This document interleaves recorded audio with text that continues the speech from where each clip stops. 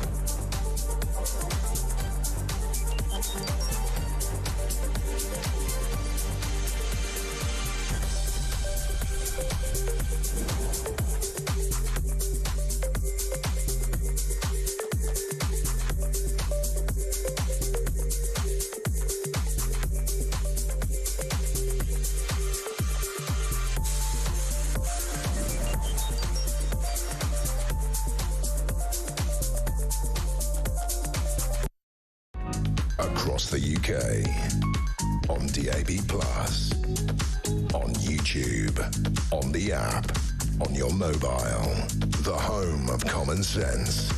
This is Talk.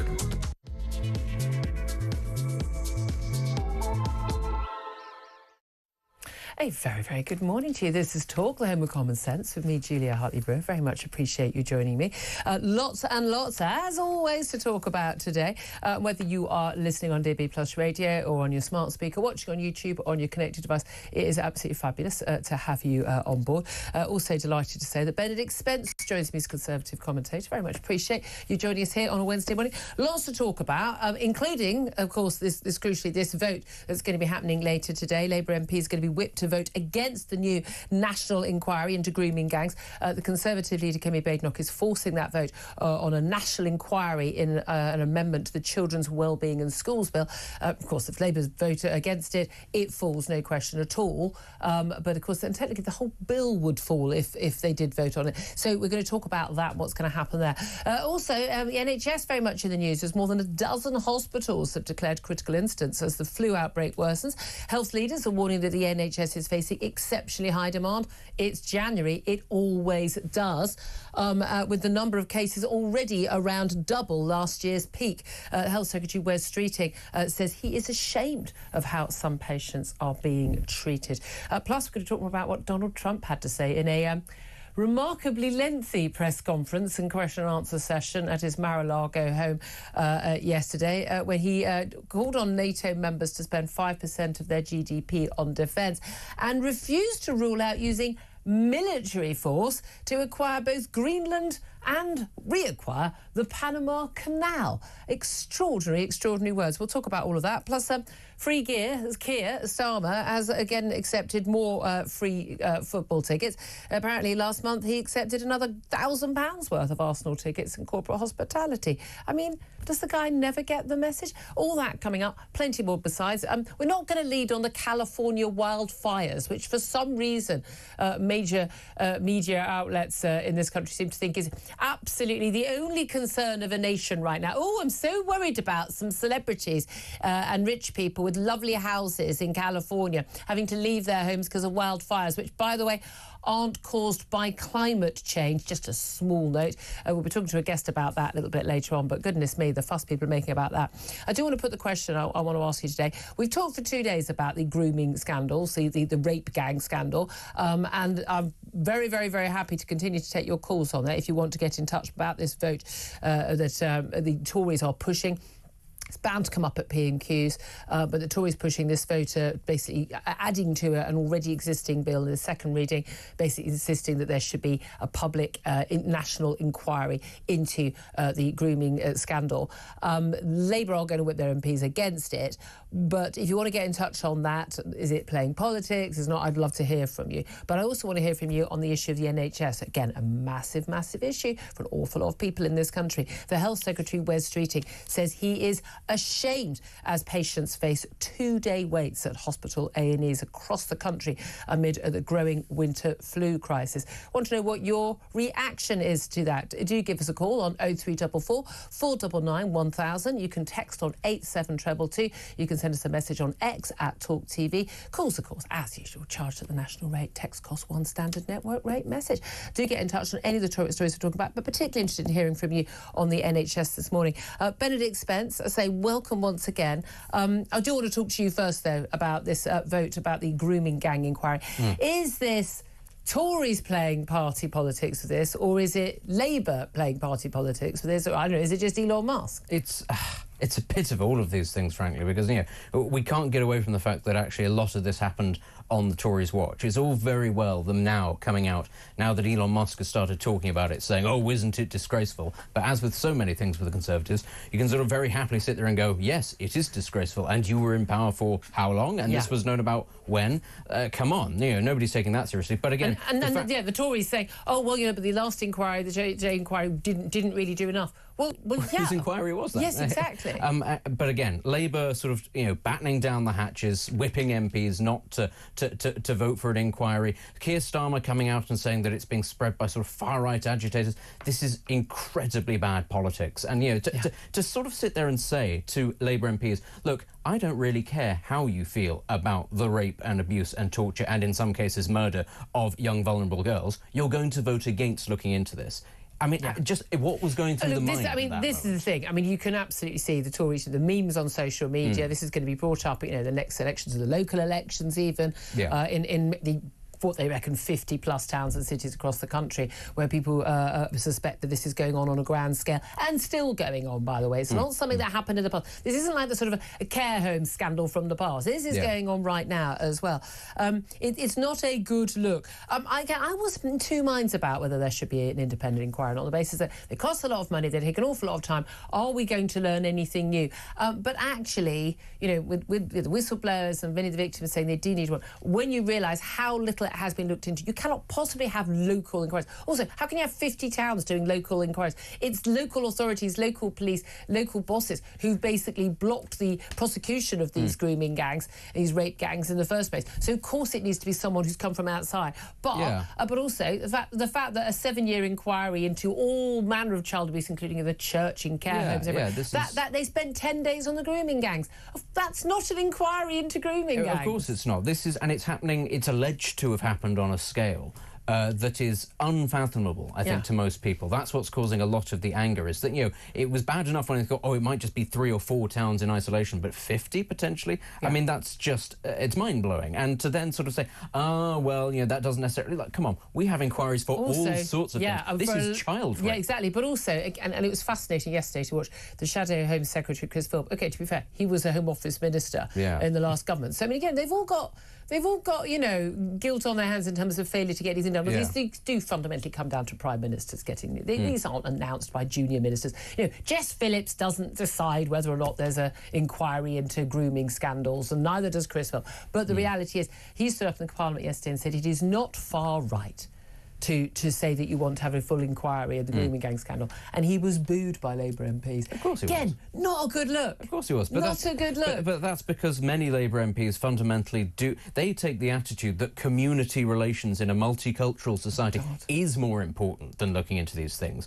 That's their first and foremost view. And many of them also have very large bodies of constituents in their local constituencies who don't want people to look into this because, of course, they know people who might be implicated in this. Jess Phillips is another very good example of this. Well, now a government minister who, very narrow majority at the last general election, was heckled at the hustings. And she called out, it was men. She called out men heckling her. She doesn't have the courage. Which men were they, Jeff? Who was it, and why were they heckling you? She doesn't have the courage to call a spade because she wants to keep her seat. And that's when we've got to that stage, I'm afraid. And, we had this, of course, with the Gaza vote last year. The suggestion that people were intimidating MPs, but we can't possibly say who that is because that might hurt community tensions. Honestly, when you've got to that stage where elected members of Parliament are saying, I'm scared, but I'm not going to name who it is, but Elon Musk is the bad guy, come on, we're not taking this seriously. Elon Musk has said some outrageous stuff about Jess Phillips, calling her a rape genocide apologist, and she should be in jail. I mean, it's inaccurate, it's outrageous. I mean, the man has got to get a grip, frankly. I mean, God, I'm getting a load of abuse because I'm criticising Elon Musk for what he said, and it's like, seriously, from a bunch of completely ignorant Americans who haven't got a clue. Apparently, I'm very establishment and have totally been on the side of the grooming gangs all this time. I mean, sod off, frankly. You don't comment on stuff you don't know about. It's a top tip here.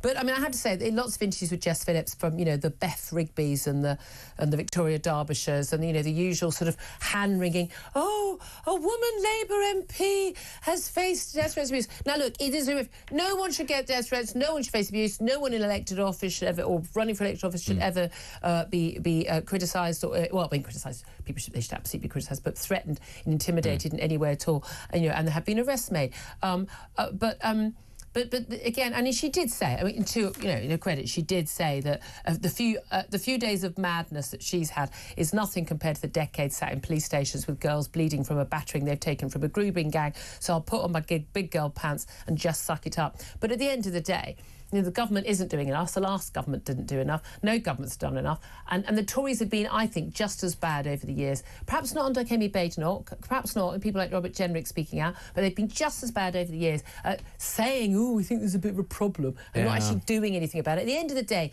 if you're not prosecuting the people who committed these crimes, if you're not prosecuting and holding to account the people who covered up and allowed these crimes to continue, and if you're not preventing these crimes from carrying on, I don't really care what you say. I think that this is really emblematic of the lack of seriousness, both in Britain's political class and its media class, that actually what people find really disagreeable is what Elon Musk says. Now, I agree with you, he's sort of overstepped the line, but come on. I can't remember, was it Lewis Goodall who said he's very dangerous or something? Yeah. Yes, the man who runs the world's largest private intercontinental ballistic missile program is dangerous because he says things on Twitter. No, we've got our priorities completely wrong, and it's what he says that matters. He's pointing out a failure of the British state to protect the most vulnerable people. It's he is a loose cannon. He is a complete loose cannon. He really is. However, I mean, again, it did come back into the news because of him. That the announcement on some of the safeguarding measures that Yvette Cooper announced the other night, that wouldn't have happened right now. It really wouldn't have. Exactly. What do you make on the vote today? There,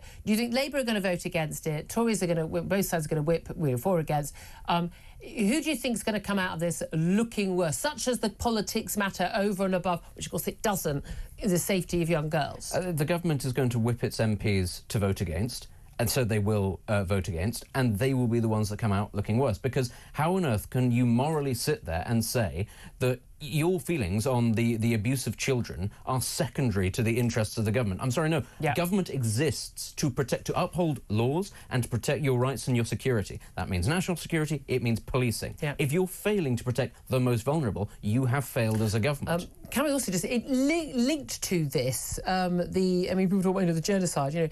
Another stabbing on the streets of London. Well, on a bus, London bus. A 14-year-old boy stabbed to death on a bus at 2:30 in the afternoon. First day back at school for most kids yesterday in the capital city. I think around most of the country as well. Stabbed to death. Now it looks like.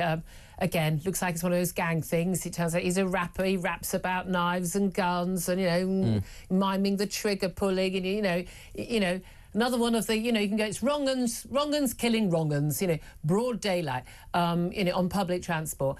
Absolutely terrifying, I think, for most parents. Certainly they thought, my kid might have been on that bus. Yeah. It could have happened, it could have happened to you, get involved in it. But don't worry, of course, because we've got the Met Chief, Sir Mark Rowley, nice at knighthood. Now we've got the London Mayor, who's a police crime commissioner for London, sets the budget, the policing priorities and things. Now Sir Sadiq Khan. Do you think those knighthoods are going to make Britain's streets and public transport safer for our teenagers this year? Absolutely not. I mean, it's probably the closest that any of them are going to get to a bladed weapon, actually, given the circumstances.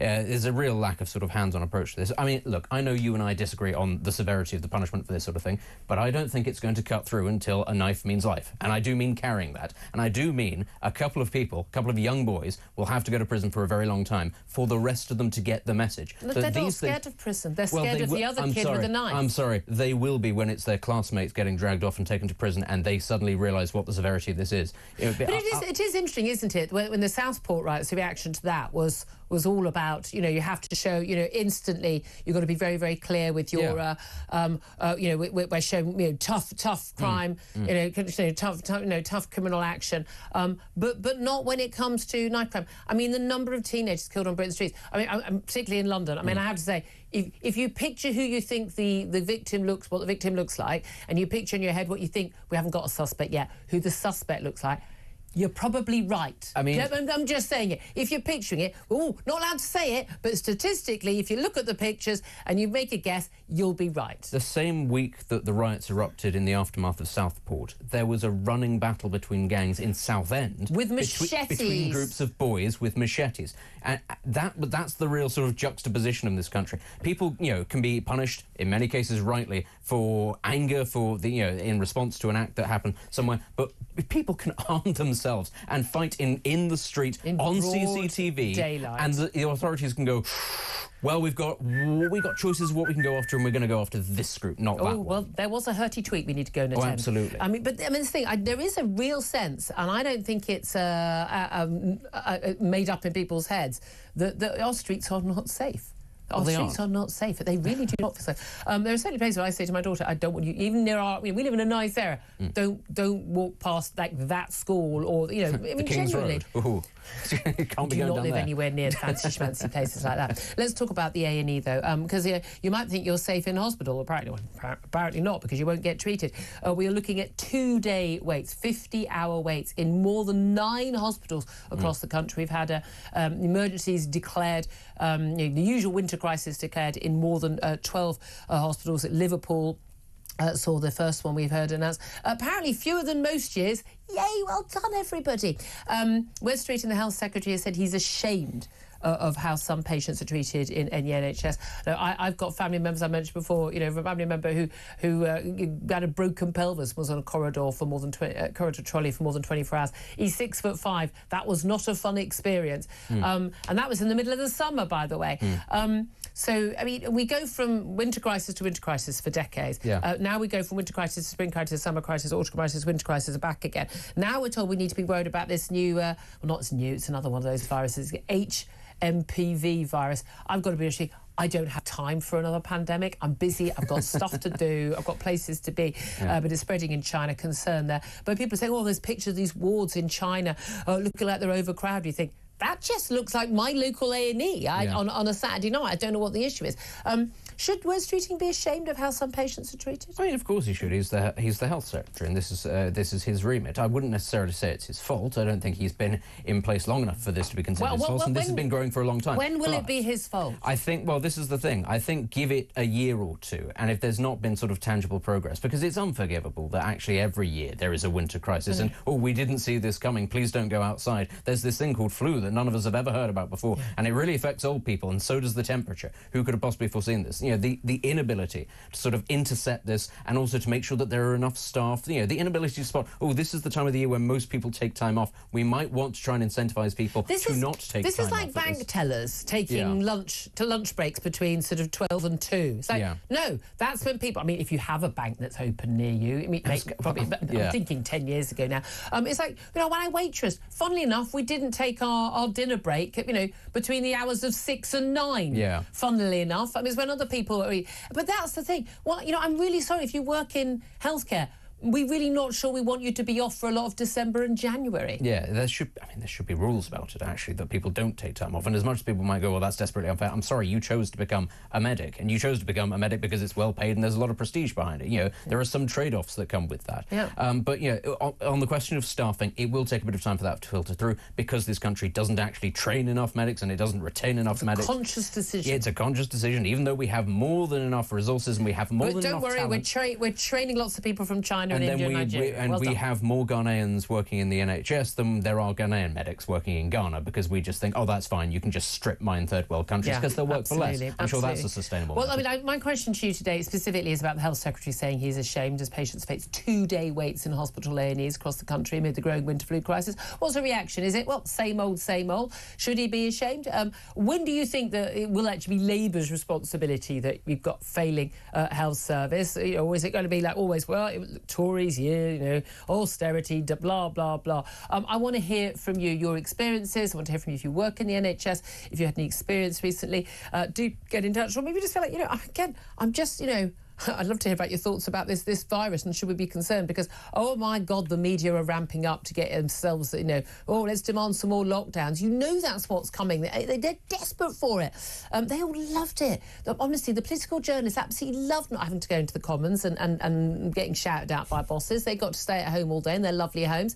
Give us a call, 0344 499 1000. That's 0344 499 1000. Of course, also very happy to get your calls on this vote today about the grooming gang inquiry. A Labour right to whip against it, the Tories right to push it. Is this basically politicking? I'd love to hear your thoughts on that. Coming up, we're going to take a quick break. We'll get to some of your calls. I also want to talk about Donald Trump, who extraordinarily said yesterday that he won't rule out military force to take back the Panama Canal and seize Greenland as well. He also called on NATO members to boost their defence spending to 5% of GDP. Given most don't even hit the 2% mark, we struggle with that and are struggling to even talk about a target of 2.5%. Is he right or wrong? Love to hear your thoughts on that as well. As I say, the number to call on any of the big topics, 0344 499 1000. This is Talk.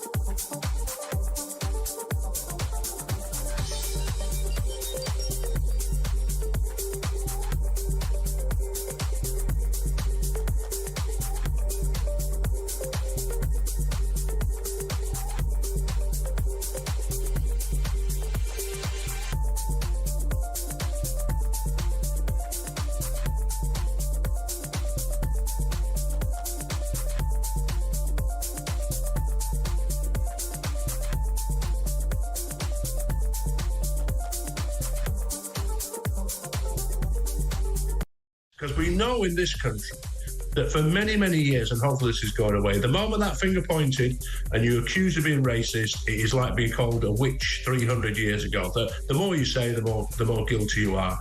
And this is all the establishment are in that pattern. And they were prepared to see girls abused rather than the racist accusation being made. We live in a country where racism is allegedly a more serious crime than child rape. That's how crazy it is.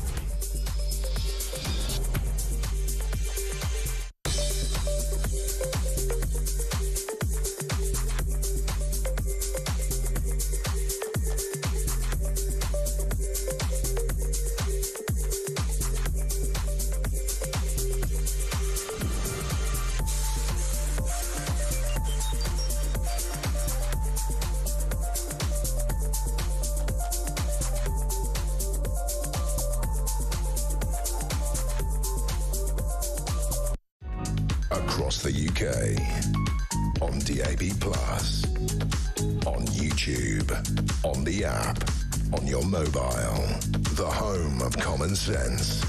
This is Talk.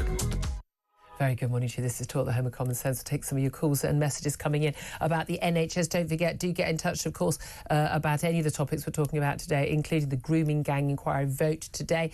Is it politicking by Tories to push that vote? Is it politicking by Labour to refuse to vote for the grooming inquiry? Do get in touch, 0344 499 1000. Benedict Spence is still with me. Benedict, I know you're desperate to talk about this before we go to call. Is Donald Trump and this extraordinary press conference he gave. President-elect, not even president yet, and we've got a couple of weeks to go on that. But he spoke on wide-ranging subjects, did he not, at home and abroad? But let's never listen to what he had to say about NATO, first of all. Well, I think NATO should have 5%, yeah. Well, you can't do it at 2%. I mean, at 2%, every country, if you're going to have a country in a regular military, you're at 4%. I think they should be, they're in dangerous territory. I think it should be, they can all afford it, but they should be at 5%, not 2%. I'm the one that got them to pay 2%.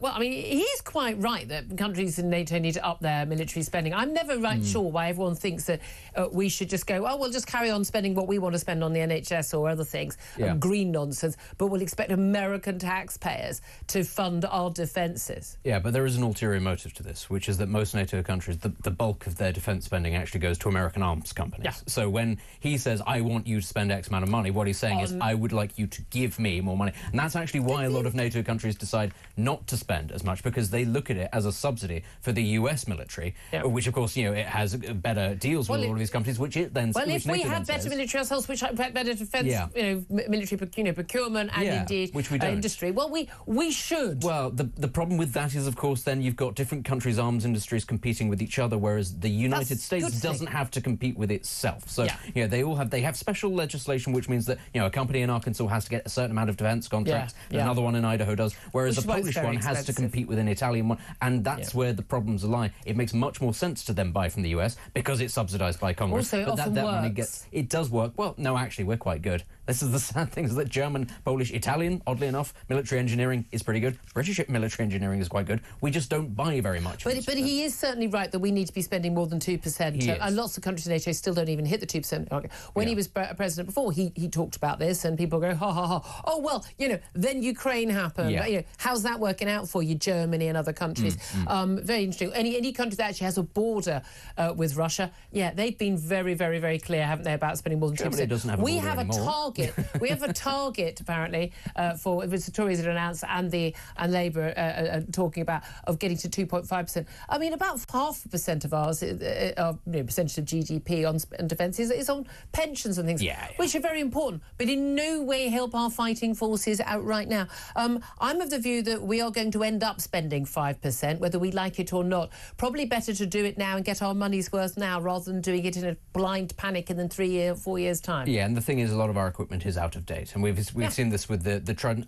Only half of our Trident nuclear submarines actually work, and the ones that are out at sea are being so massively overstretched that when we actually run tests on them, they fail the tests. That's a really bad. And then we're told, but it's a good thing we've done the test because we found out they don't work. Yeah, but only if you actually mend the darn things after. Exactly. The airbag's slow, but this is what the this test was something I thought was much more extraordinary in relation to Ukraine. This, to me, sounds exactly like what exactly the same arguments that Vladimir Putin gives about why he had to invade Ukraine, which, of course, he believes is already, in a Russian territory, as of course it once was, Soviet territory. But this is what Donald Trump had to say in response to a reporter asking about both Greenland and Panama.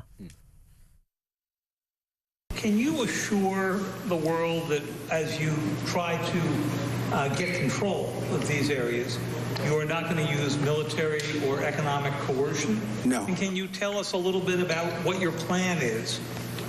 Are you going to negotiate a new treaty? Are you going to ask the Canadians to hold a vote? What is the strategy? Yeah, I can't assure you. You're talking about Panama and Greenland. No, I can't assure you on either of those two. But I can say this. We need them for economic security. The Panama Canal was built for our military. I'm not going to commit to that now. It might be that you'll have to do something. Look, the Panama Canal is vital to our country. It's being operated by China. China. God, I love the way he says China. China. I think you have to have the little fingers as well. China.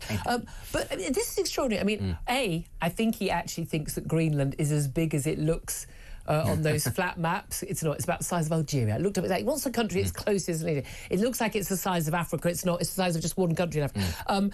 Now, Panama Canal was built by the Americans. Yeah. And then it was Jimmy Carter, wasn't it? He was president. That he basically, handed it back to the Panamanians. But in no way do the Americans not have control. America controls the high seas around the globe. So, but this is him being Putin. The point that he's making, I think, is that were there to be a war, and this is to do with China, then global trade choke points would be very important. And we know this because the United States is taking a great interest in who controls the Straits of Manila, which is why the Chinese are now trying to build a railway across Thailand so that it doesn't have to worry about a US The ability to ship trade, but also international trade. And Panama Canal is absolutely crucial in that, not having to go all the way down the bottom of South America. But also, crucially, shipping fuel, shipping oil. And a lot of Latin American countries, even though the US has a huge interest in that part of the world, countries like Venezuela, for instance, have very close ties to, say, China. So it's not beyond the realms of possibility that China would be able to have a bit of a tinker with the Panama Canal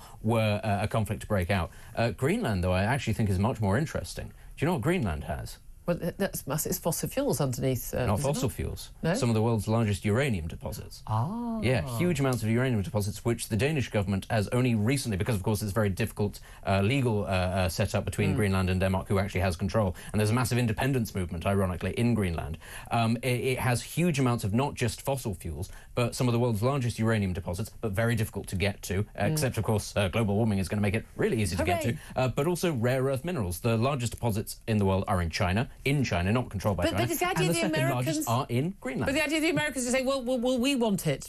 That's not how it works. But this is what's going to happen, though. And they've taken, this is Trump, he has taken the lead, I think, on Russia and Ukraine, but also what China is doing in the South China Sea. But another area of real interest in this, and this might sound a bit niche, is actually Antarctica, the British Antarctic territory, where the Russians have just discovered, where they shouldn't have been, but we don't have the capacity to police them, the world's largest deposits of oil outside of Saudi Arabia.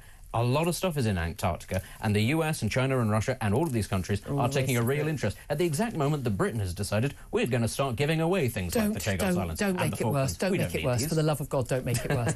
Thank you very much indeed, Benedict Spencer. All of that. Love to hear your thoughts on all of that as well. 0344 499 1000 is the number to call. Particular question I'm asking there is Health Secretary saying he's ashamed as patients are waiting 2-day waits at hospital A&Es across the country amid a growing winter fuel crisis. Your reaction to that? Well, Neil is on the line from Buckinghamshire. He's called in on 0344 499 1000 to have his say. A very good morning to you, Neil. What do you make of West Streeting saying this? Well, he should be, because he's been in opposition for so long. He knows exactly what happens every year. Yeah. And apparently they had a plan. It was all costed, but all they are doing is consultation. Yeah. So he should take the blame, because he should have had, when his first job came in, right, this is what we're going to do. what happens at New Year? Oh, we have a crisis. Yep. Let's get a plan in action. He's done absolutely They knew nothing. to go. But also, one of the key things we've always been told for, like a decade plus, is social care is the issue. If you don't start social care, older people getting ill, going into hospital where they wouldn't need to, and then you can't get them out of hospital. They're bed blocking, so you can't get people into A&E or treated and moved from A&E into another hospital bed because those beds are blocked. That's a circular thing. But they just said, we're going to have another review about social care. The thing is, when I was growing up, we had a little thing called cottage hospitals. Yeah. And that's where all the older people went to, all the bed blockers. Now, if they got those, they could have had all those, make a Nightingale a cottage hospital. Yeah. Get the older people out. You don't need all the nurses. The round-the-clock care, yeah. Exactly. And that would free up how many thousands of beds? Yeah, absolutely. There's your crisis. It is distressing, but again, I just think the NHS management, I think in lots of hospitals, but certainly at the very top, Amanda Pritchard, I think they're just utterly incompetent. I really, really do. I just think these are just sort of, career people who really haven't got a clue, got no big ideas, and I don't think anyone's going to be able to turn around this monolith. But there we are. Neil, thank you very much indeed. Well, he certainly thinks that Frank Westminster should have had a proper plan when he came into place. Winter is always a surprise to both politicians and the NHS, isn't it? Love to hear your experiences. Do get in touch on this and all the big topics we're talking about. 0344 499 1000. Up next, we'll talk to our former NHS Trust Chairman, our friend of the show, Roy Lilly, about the NHS. We're also going to be talking about the politicking over the grooming gangs with a former Labour Special Advisor. I wonder if I'll be called far right again today. Always something to look forward to. This is Talk, the home of common sense.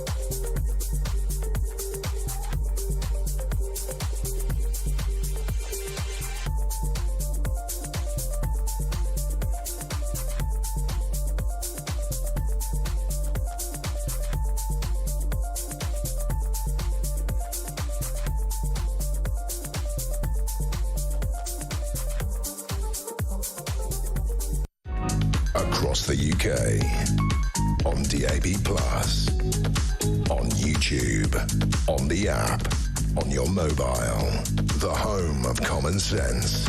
This is Talk. This is Talk, the home of common sense with me, Julia Hartley-Brewer. 10:37 is the time. Benedict Spence is still with me and still getting your calls coming in, particularly about whether or not the Health Secretary should be ashamed as patients face two-day waits at hospital A&Es across the country amid the growing winter flu crisis. Your reaction to that? 0344 499 1000. Do get in touch. Let's go to Roy Lilly now. He's a former NHS Trust Chairman, friend of the show, and joins us now. A very happy New Year to you, Roy. And a happy New Year to you. Thank you so much for joining us. I mean, another January. Another winter flu crisis. What a surprise. Only time we didn't get one was during COVID, when, of course, no one was allowed to see each other. So flu didn't spread. It was just overtaken by COVID. Flu's been back with a vengeance ever since COVID. Everyone I know has been ill, frankly, whether it's this HMPV or whether it's flu or rhinovirus or COVID, who knows? Everyone I know has been feeling rotten, coughs and colds a lot. But we know, of course, that these diseases do impact elderly people in particular the most.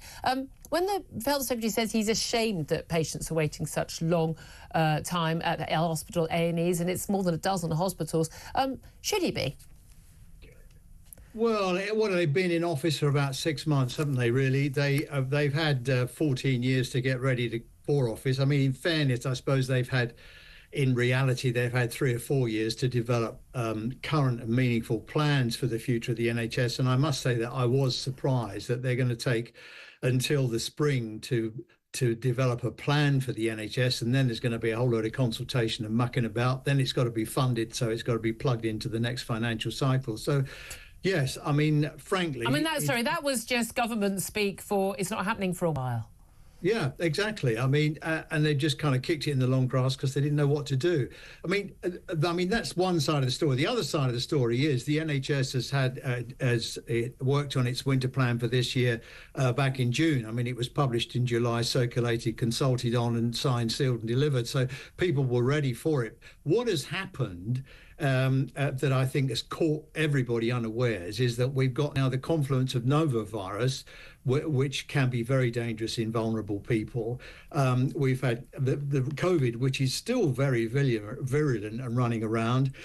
We've had flu and RSV. Now, most of those have got, not with novavirus, but the rest of them have got vaccinations. A couple of things have happened with that. Inexplicably, the vaccine period normally starts in September. It didn't start until October last year. Don't ask me why. I have no idea. I've never met anybody that does. It's the job for the Health Protection Agency to try and do that. They took over the role of public health.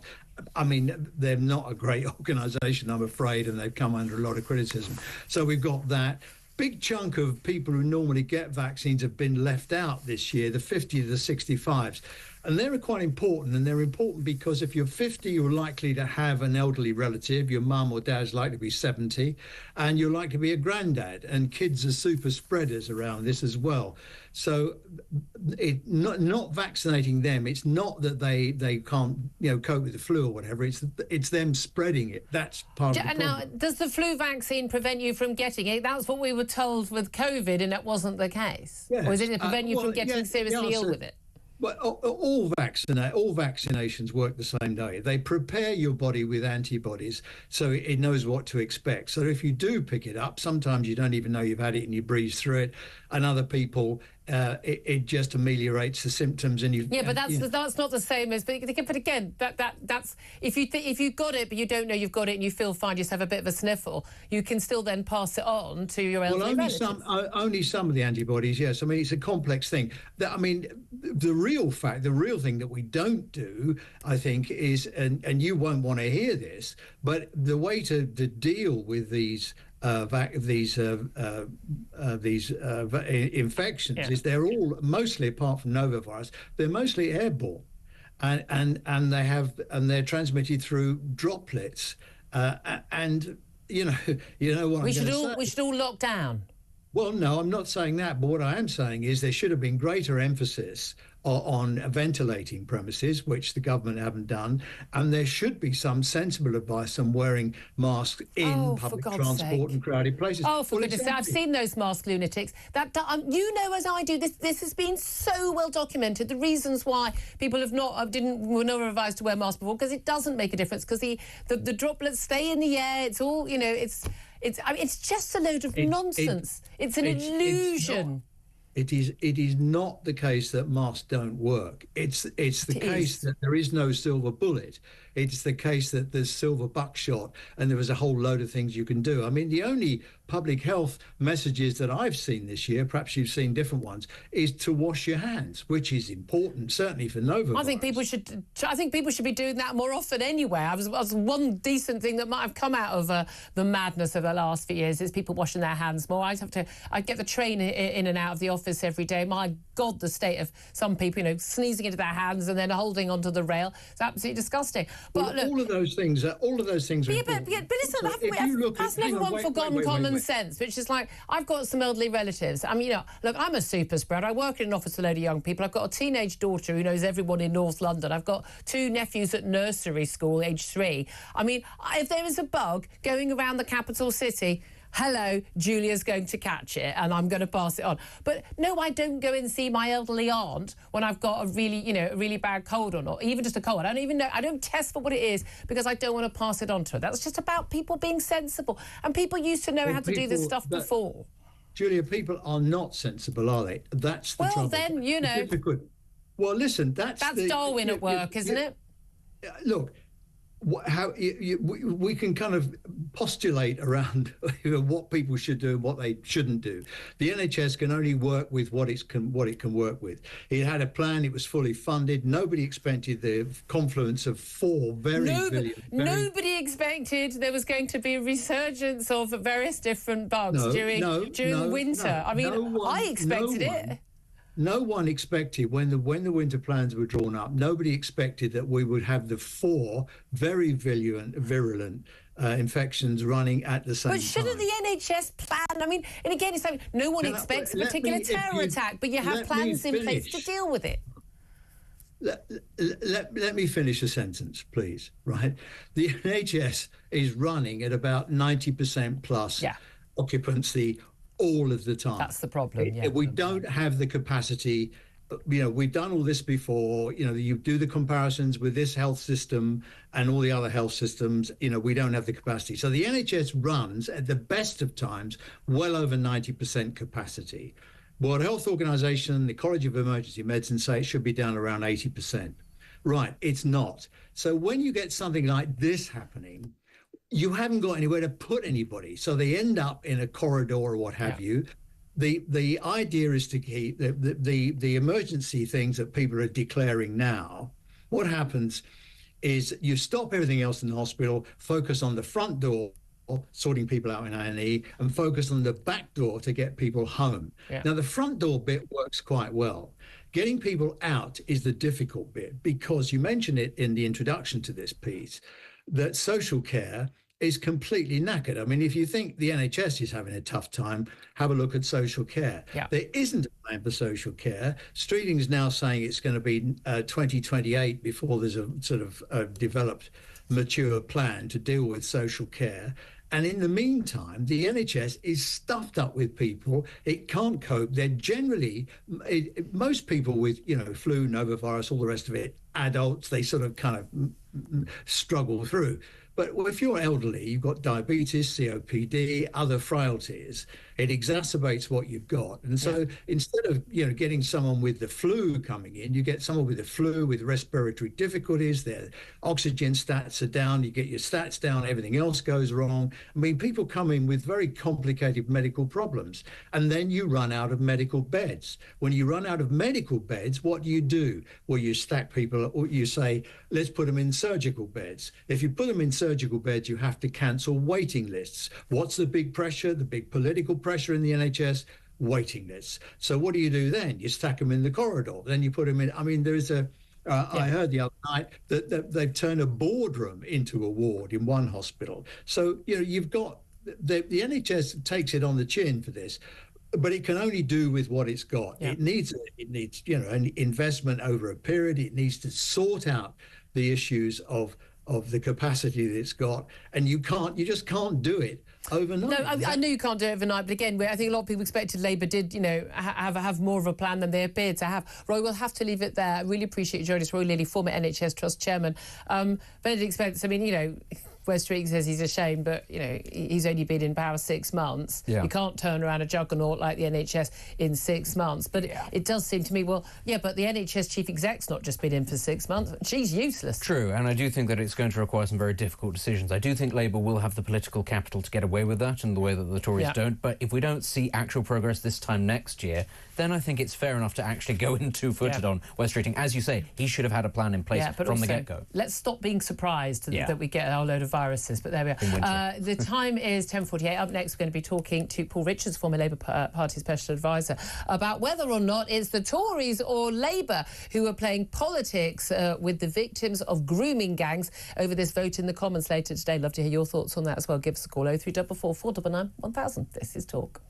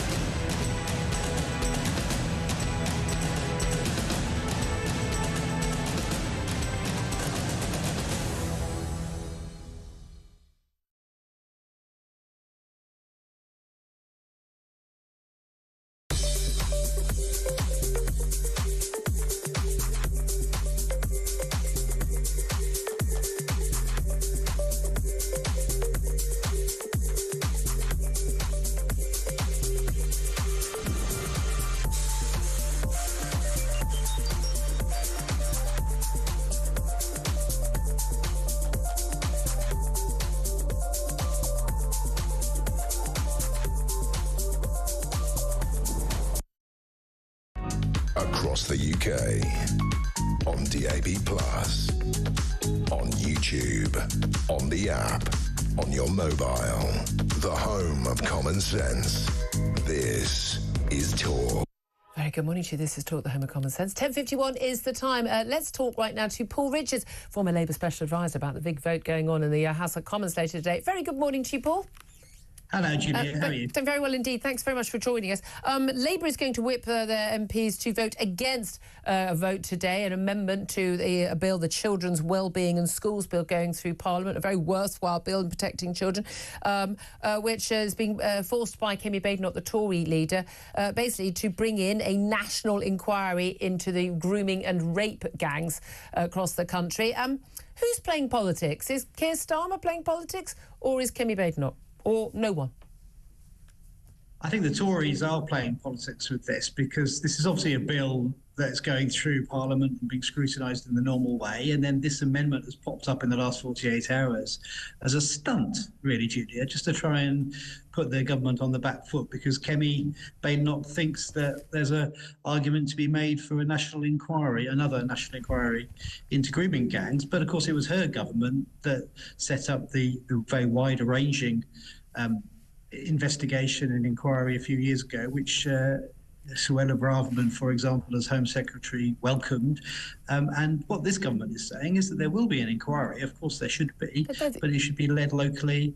No, they haven't. No, so that's the argument. No, they haven't said there will be an inquiry. They've said local councils can lead inquiries. But given that, I mean, this is the thing that sparked Elon Musk's interest in this matter, on which I believe he's now tweeted something like 200 times, criticising Keir Starmer, Jess Phillips, and others. A letter from Jess Phillips, the Home Office Minister responsible for safeguarding, telling a local council, oh no, you should have a local inquiry. But if it's local officials, local councillors, local police chiefs, local social workers, and NHS chiefs who actually failed to tackle wide-ranging grooming and rape gangs and covered it up, I don't see how anyone could think that local people should be in charge of any investigation of that, which is why people are talking about a national one. But you use the word stunt.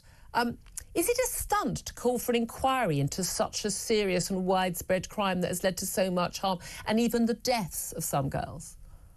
Well, just on the locally led issue, of course, previous local led inquiries in Telford and Rotherham did unearth truth, and they did hold people to account, and they did get to the guts on behalf of the victims, who are the most important people in all of this. So there's nothing wrong with that locally led approach, which is why the government has taken its view that it has. Is it a stunt? Well, this is an opposition that when they were all ministers a few weeks ago, held exactly the same position as the current minister. Yep. So they've suddenly changed their minds 100% because they sent blood, egged on by Mr. Musk, who you've mentioned, who I think is not very well. I think I would worry about his well-being at the moment. The amount of time he is spending on Twitter. If that was a teenager, you'd tell him to go for a walk around the block. And so anyway, egged on by this guy, and they think this is a way to make some political capital. But you know, the chair of the original inquiry has said we don't need another inquiry. Many of the victims are saying, well, look, what we need is to get on with implementing the recommendations. Well, absolutely. And there was a failure to implement the recommendations by the Tories. They've said, Robert Jenrick and others have said, oh, we were in the process of, it was 2 years. They had plenty of time to do it. It wasn't a priority. I completely accept the failings of the Tory government on this one. But you know as well as I do, the Lexis J inquiry wasn't into grooming gangs. It was to widespread different child abuse. They spent in 7 years only 10 days looking at the grooming gang specifically, didn't look at any of the specific towns where it had been a particular issue that had been raised, saying, oh, well, it's already been looked at elsewhere. There hasn't been a proper national inquiry. People haven't been held to account. Most of the people who basically turned a blind eye or helped cover up these crimes haven't ever been arrested, haven't faced any charges, haven't even been publicly exposed. So clearly something needs to be done. And if many of the whistleblowers and the victims are saying this is what we want, seems to me Labour, you lot bloody love an inquiry and a review. You've announced about 50 reviews in the last 6 months since you come into office. So all you do most of the time rather than actually getting anything done. This is something that does need a proper inquiry. It does need to be statutory. It does need to have people giving evidence under oath on a national basis to get the answers to help protect children in the here and now and in the future. Why, of all topics, is this a stunt, but every other inquiry and review isn't? Well, I would say there is going to be an inquiry. It'll be led by Oldham if they go down that route. Now, that's the right way that's for not the a national to be heard statutory and for people to inquiry. be held to account. We have had a national inquiry. It cost £200 million, took 7 years. It wasn't into grooming gangs. Endless amounts of testimony. It wasn't into grooming gangs. No, I'm sorry. It wasn't into grooming gangs. It was into child abuse in care homes. 10 days. 7 years of evidence. 10 days. Grooming gangs. 10 days. Even Maggie Oliver, the woman who, the former Manchester detective who blew the whistle on what happened in Rochdale, even she wasn't called to give evidence. And you're telling me we've had an inquiry into grooming gangs? Give me a break. I think it was thorough, and I think it was wide-ranging, and it included other areas. For example, the Catholic Church. Yes, exactly. That's what it mostly looked at. Other children's homes, youth offending institutions. You know, yes. This is where the abuse. It wasn't about grooming gangs. And it was included grooming gangs, and the victims' voices were heard within that, which is why they're saying, look, get on with the implementation of the recommendations now. It's all very well talking, but we need to put some laws in place so this kind of thing just does not happen again. And there were plenty of arrests. There are people currently serving custodial sentences for these heinous crimes. Well, they've been sentenced to 10 years and then come out after 5. Andy Burnham's doing. Yeah, well, I mean, There aren't enough people being arrested. There aren't enough people being prosecuted. There aren't enough people who are going behind bars. They're not going for long enough, I think most people would have to say. But well, I completely agree with that. I mean, that's why, again, the focus should be on the police investigations and arrests and convictions, but not necessarily yet another talking shop. You know, Oldham can lead this. They can get to the truth, and that should lead to these perpetrators being arrested and charged. Let me ask you... and then banged up, which is what we all want to see. Well, banged up for, I would say, for life for some of these people. I don't know why people are coming out of 5 years and are roaming the streets again. And also should be deported if they're of Jew nationality. You know, bye-bye, thanks for coming, but we don't need you anymore. Just finding, and this feels like a very light, silly topic when you're talking about girls being raped, for goodness sake, which is far more important. But Free Gear Keir has been at it again. According to his register of interest, he has accepted yet another set of Arsenal tickets last month, £1,000 worth of hospitality at the Emirates Stadium. I mean, when is this man who is earning well into a good six-figure salary, when is he going to just start paying for his own football tickets? Well, I quite like the fact we've got a PM that goes and watches football. I think he's fabulous and working class. It's his great passion. I think it would be terribly sad if he stopped going because he's the Prime Minister. I think he doesn't have to stop going, but he can pay for his own tickets. My daughter was at the Arsenal last night. She paid for her own tickets, and she's 18. If she can afford it, how come he can't? Well, if people want to host him and he's the Prime Minister, then... Oh, he's the Prime Minister. He should get everything for free. I don't think there's any problem with him taking... Does he get his Waitrose shopping for free as well? You know, he's a proper bloke, and somebody says, do you want to come and see the Arsenal? He says, yes. No problem with that at all. Yeah, but why are people inviting him? That's the question. What are they getting in return? That's the question people want to know. Paul Richards, appreciate you joining us. Amazing, we had a whole conversation. I wasn't called far right by a Labour advisor, so that's nice. Very excited about it. Thanks, Benedict. Coming up next, latest headlines, plenty more to come. This is Talk.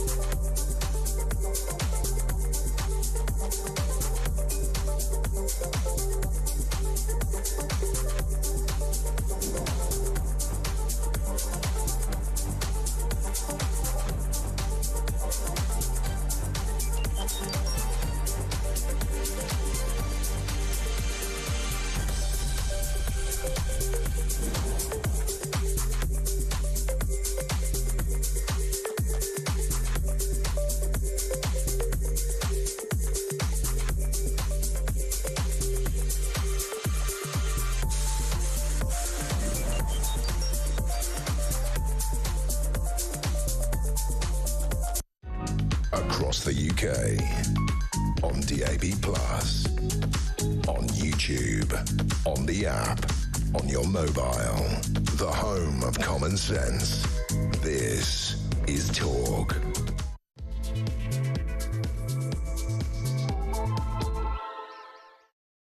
Very good morning to you. This is Talk, the home of common sense. Thank you very much indeed for joining me.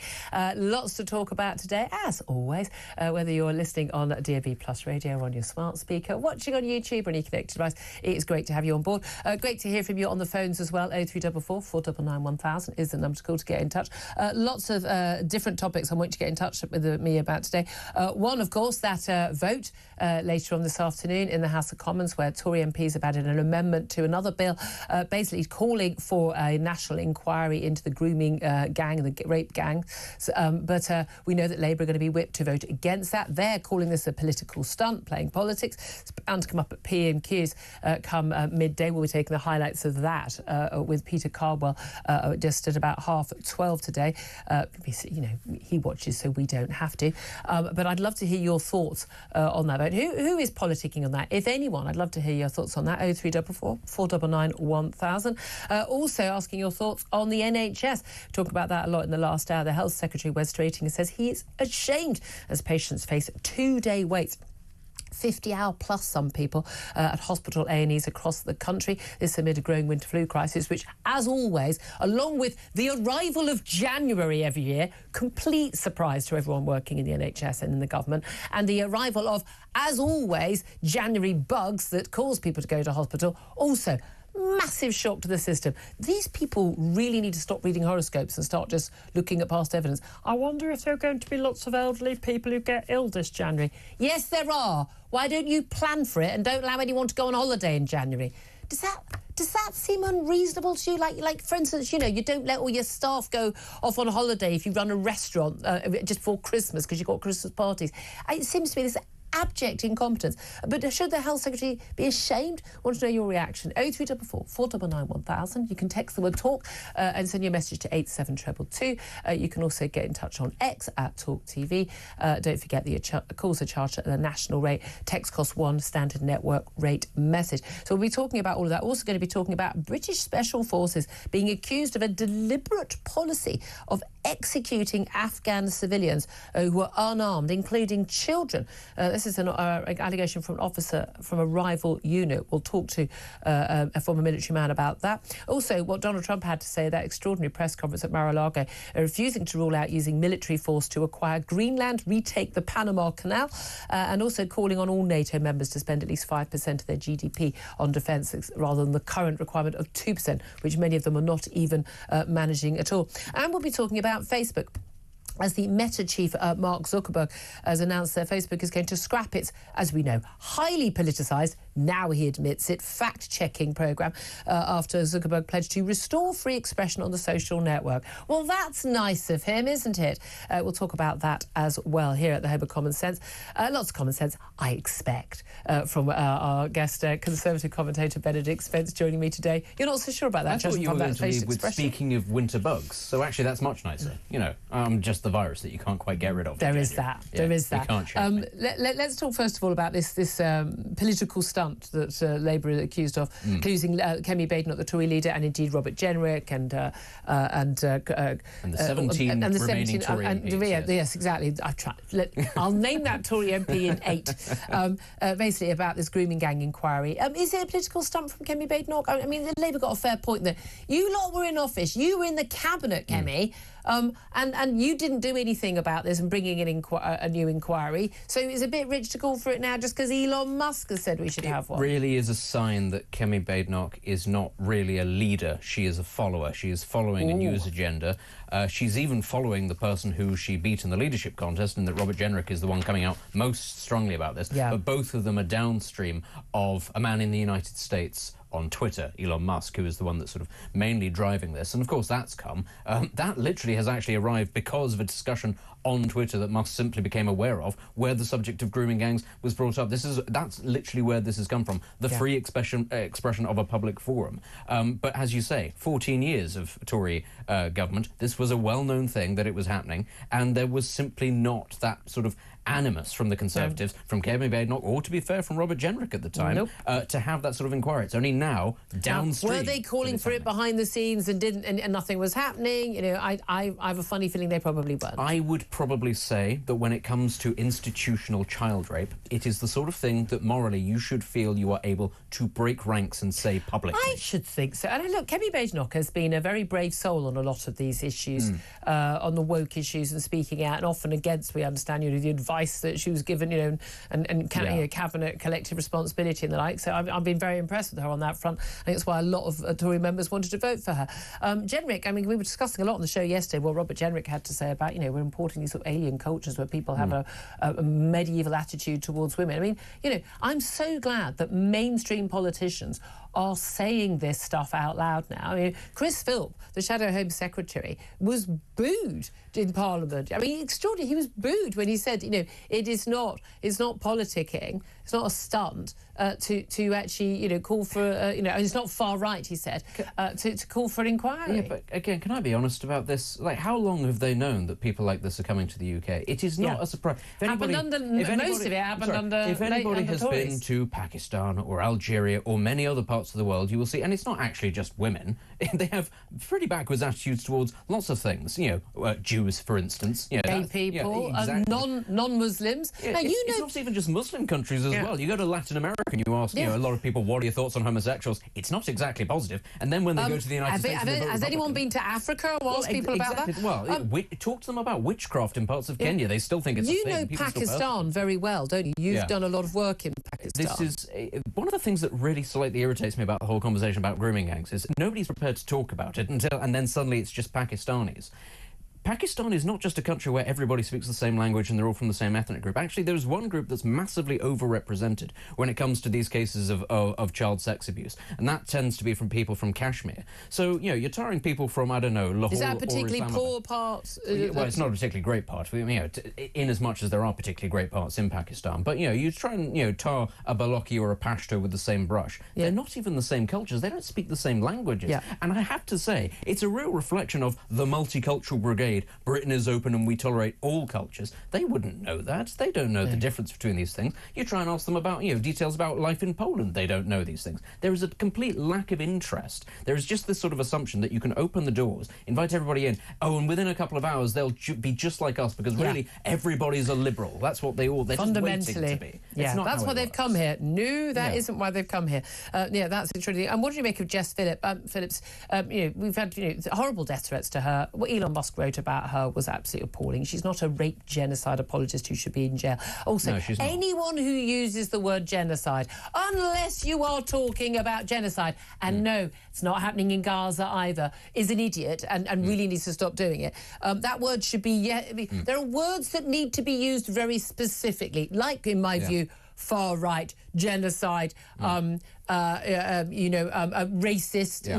If you use those words and just throw them around about anybody, they lose their meaning and their power, and that is a very dangerous thing. Because what do you then do when you're talking about those actual things? Because you've lost those words. But Jess Phillips, of course, done lots of interviews like, oh, this is awful. It is terrible it's happened to her. Everything that Jess Phillips talks about is always about Jess Phillips' feelings. So it is always... Now, she'd made the point, look, this is nothing compared to what these girls have gone through, blah, blah, blah, blah. I get that. She's, you know... But she did these incredibly long interviews. You think...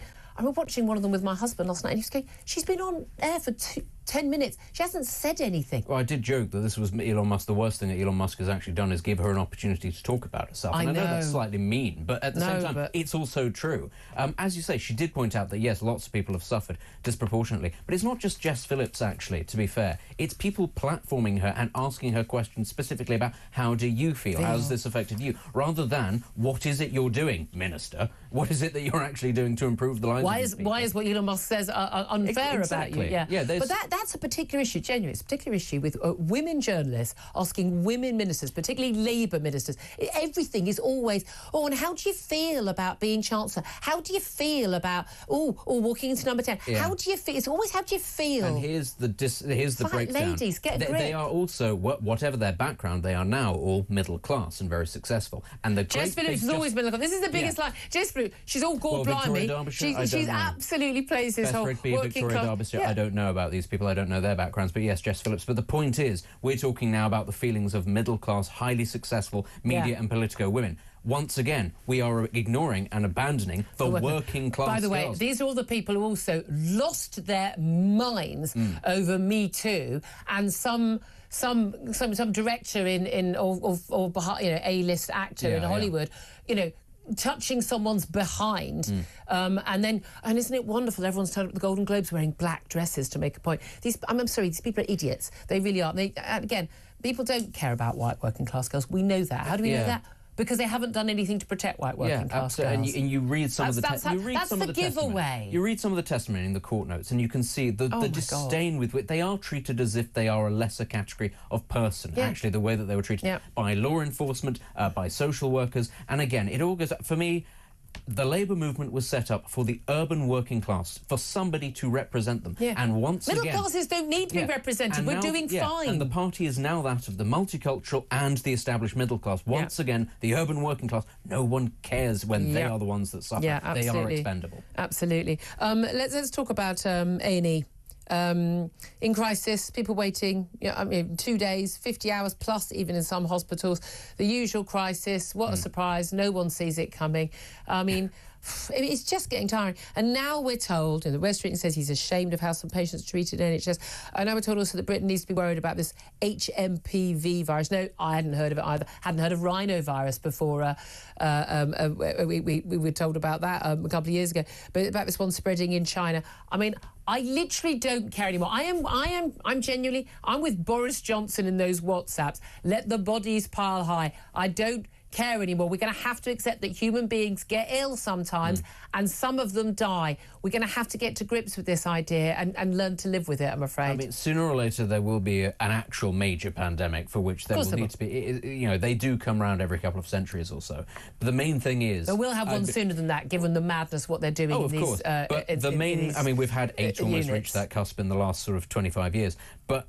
The main thing is here, it's sort of irrelevant. If you don't have a health service that is prepared for the fairly basic things that are predictable, what actual hope do you have? Shutting down society wouldn't work for this country, even if we had the Black Death, because we just wouldn't do it very well. That's the thing. It would be incompetent. Well, in the way people don't know, because everyone, again, like the last lockdown, they expect to be able to sit at home with their laptop, but have other people make food for them and bring it to them, and then be cross about those people being in the street. Yeah. I mean, don't. Pneumonic plague doesn't really work that way. I mean, it would be. It wouldn't be at all. But still, it's the fact that we can't get the basic things like flu. That, as we say, it comes around like clockwork. But again, also, as Roy Lilly, our former NHS Trust chairman guest, pointed out, and again, it's something we've discussed so many times. If you compare our healthcare system to with similar-ish amounts of money, we are not off the scale in terms of like spending way less or anything than other European countries. And you look at their, the capacity. They keep their capacity around the 80% mark. Ours is over 90% all of the time. On the best, sunniest day in the summer, when everyone's as healthy as they can be, we are at like 95% capacity. We have no room for a major emergency of any sort whatsoever at any time. We have fewer, by a long way, fewer doctors, fewer nurses, fewer beds, fewer MRI scanners and everything for our population. And that is partly because we have this monolithic system. I don't think really anyone's going to be able to turn it. You can vaguely improve it. When they're talking about, our best bet is we're going to have, most people getting treated within 18 weeks. I mean, 4 months. Your GP says, yes, you may have cancer and you may well get treated or see a consultant at least within 4 months. And we're going to go, well done.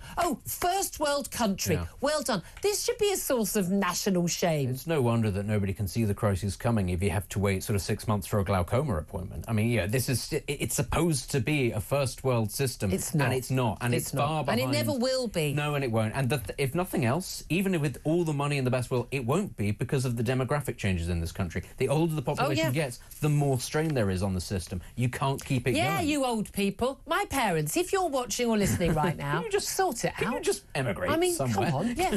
Give us net zero immigration by just leaving somewhere that has better health. I do not mean that. I do not mean that. Do we mean? I don't know. I do. Yeah. I mean, you're kind of in Blade Runner territory, aren't you? Yeah. You're just like, I have a very dystopian view of what's coming. So I hate to tell you, but I'd be long gone.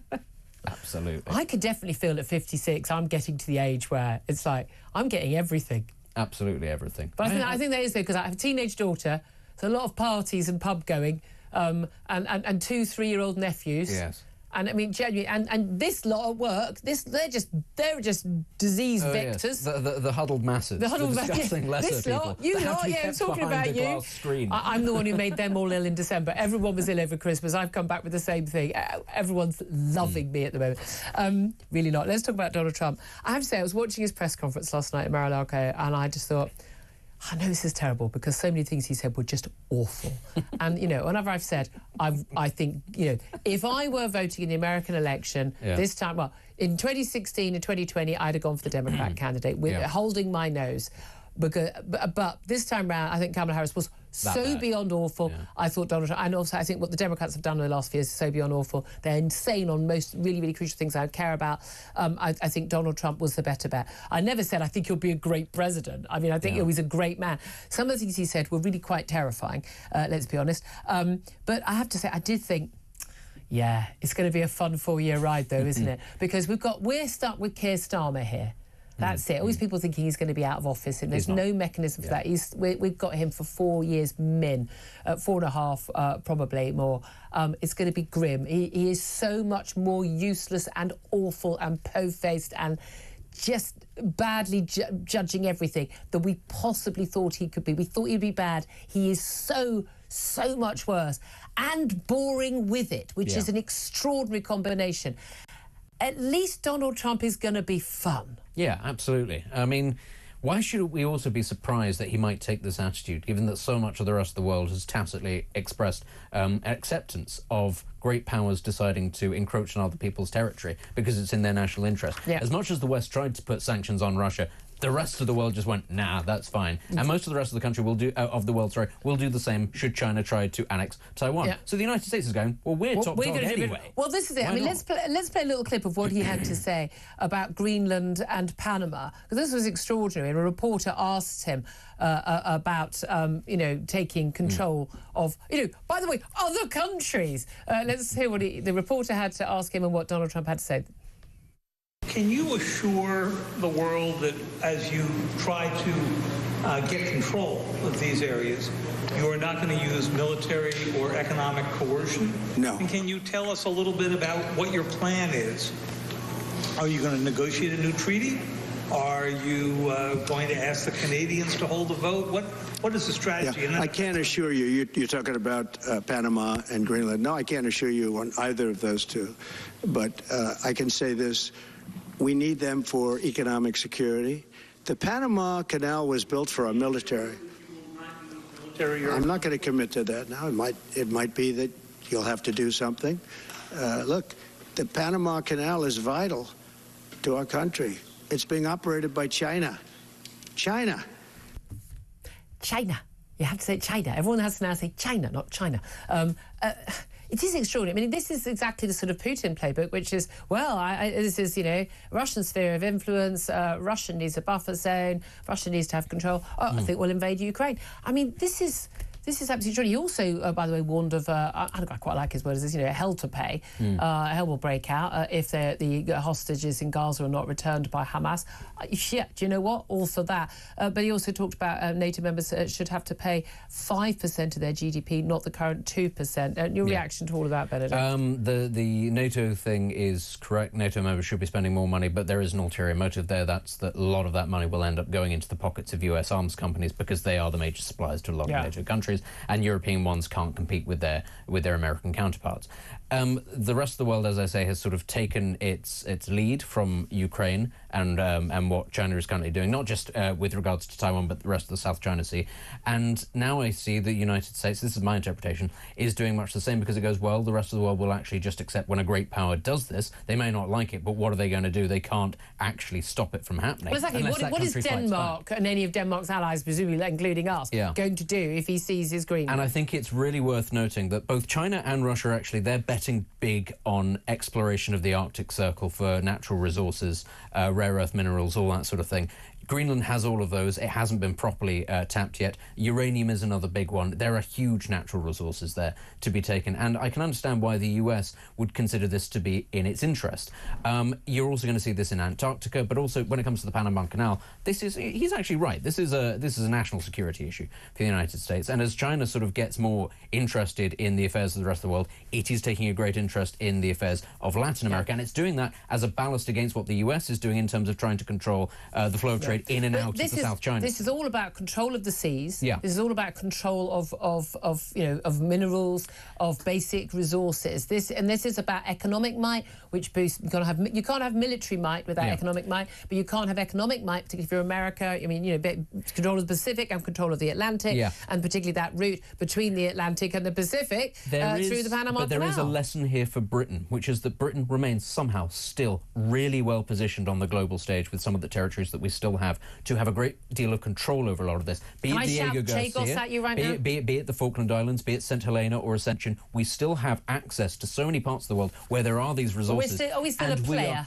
We could be if we wanted to be, but we have a government that seems dead set on giving these things away. And I will say this now. The Falkland Islands may seem a very long time, but it's 45 years ago. That will come into play for as long as the exploration of Antarctica continues. The Antarctic exploration trade treaty is up in, I think, 20 years' time, at which point all the major powers will go, drill, baby, drill. That will become prime real estate because you need somewhere for tankers to stop off en route to the Northern Hemisphere. If people don't think that will be a target for Argentina, backed maybe by China, they're living in cloud cuckoo land. I tell you what, the next few years are going to be very lively, are they not? And again, this is why I think we need to be spending, as Donald Trump says, more on our defence spending, wherever we're getting the arms from. As long as they work, I'm not that bothered. By the way, some breaking news just while you were speaking, it's just been handed in to me. There's an interview, we mentioned Jess Phillips earlier on the grooming gangs and the rape gang scandal, and it was all about Jess in the interview they played out. She did with Sky last night. She also did one with the BBC. But in a podcast which she's recorded, which this released today, she just says nothing is off the table when dealing with the grooming gangs, including whether or not there could be an independent inquiry. She says a new victims panel is being set up by the government to hear about abuse by grooming gangs, and said nothing's off the table, including a new national inquiry if victims want one. But we know victims want one. Yeah, I think that is simply trying to throw a little bit of bread into the water to try and calm people, saying, oh, don't worry, we're not completely... in the vote today. Yeah, this is so that they're going to be able to say to people who have a moral quandary about this, oh, well, we might, we're not ruling it out forever, but realistically... We just don't want to do it on the vote today. Yeah, but realistically, they should already be pushing ahead with these things. And also, I'm sorry, a victims panel. They'll listen to it, then they'll ignore it. We've already heard from the victims. Yeah, they've already ignored them once. What's this going to do? It's not going to change anything. Again, I don't think victims want to get to talking. We know what happened to them. There have been court cases. Now let's do something about it and stop the next girls being victims as well. 11:25 is the time. Love to hear your thoughts on all of the stories we've got. Do you know the things we haven't got to today? The cost of Britain's borrowing hitting a 27-year high. Basically, I could have more spending cuts, or we're going to have more tax hikes to balance the books. But it's higher, the cost of borrowing, whether it's 10-year or 30-year girls, it's higher than it was after the Liz Truss mini-budget, which apparently broke the economy. Funny that, eh? It's almost like the world markets don't have much faith in the Truss prodigy and former economist, possibly, who knows when, Rachel Reeves and her ability to run our economy. Funny that, isn't it? Anyway, do get in touch. Love to hear your thoughts on all of our big topics. 0344 499 1000 is the number to call. Get to your calls up next. This is Talk.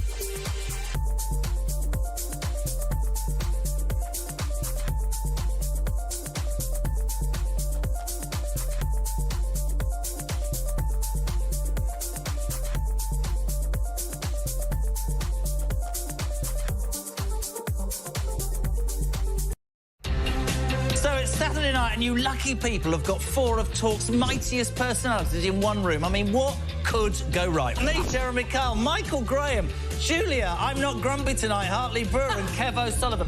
Have you seen this? Yeah. What are you thinking? Jules is smiling. I think they've made us all look a lot better than we actually look. Well, I know what to ask for next time I go to the hairdresser. I'd like to talk about Jez's nipples on his... You got nipples? Oh, yeah. Yeah. Yeah, he's got nipples. I don't know. I didn't think you had nipples. I assumed you just came in an egg.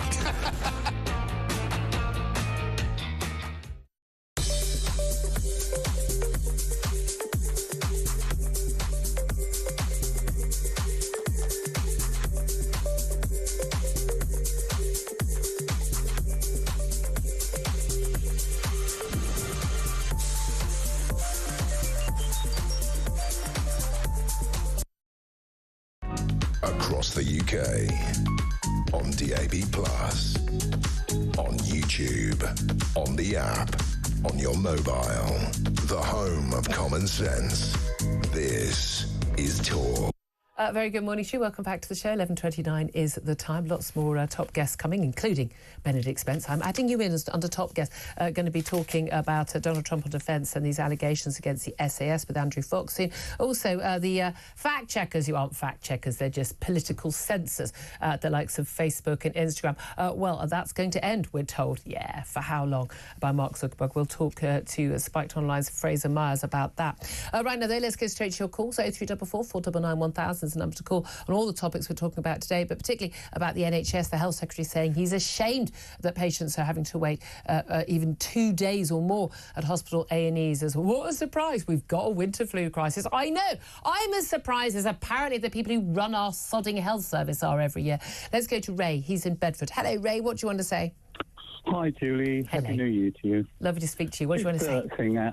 Yeah, just to say about our health minister. I mean, he says about he's devastated. I wonder if he remembers just the interview he done a little while ago, like a day ago, saying, what would you do, Minister, and tell the older people who can't turn their heating, what would you say to them? Turn the heat up. Yeah. What a wonderful thing to say from the health minister.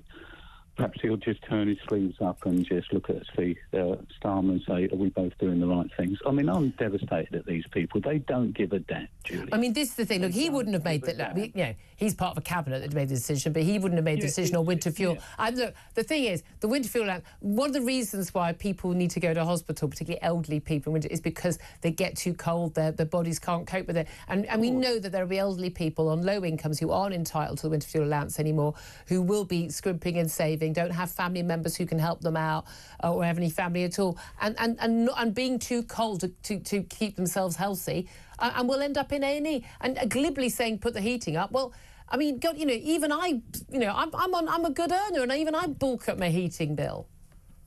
Yeah, but you wouldn't say that about somebody who's really on the breadline. You wouldn't talk like that as a health minister. It just sort of says, I'll go off track and say what I want, you know, attitude. But we're often told, oh, wrap up warm. Oh, really? You think someone who's got to the age of 90 and hasn't worked that out?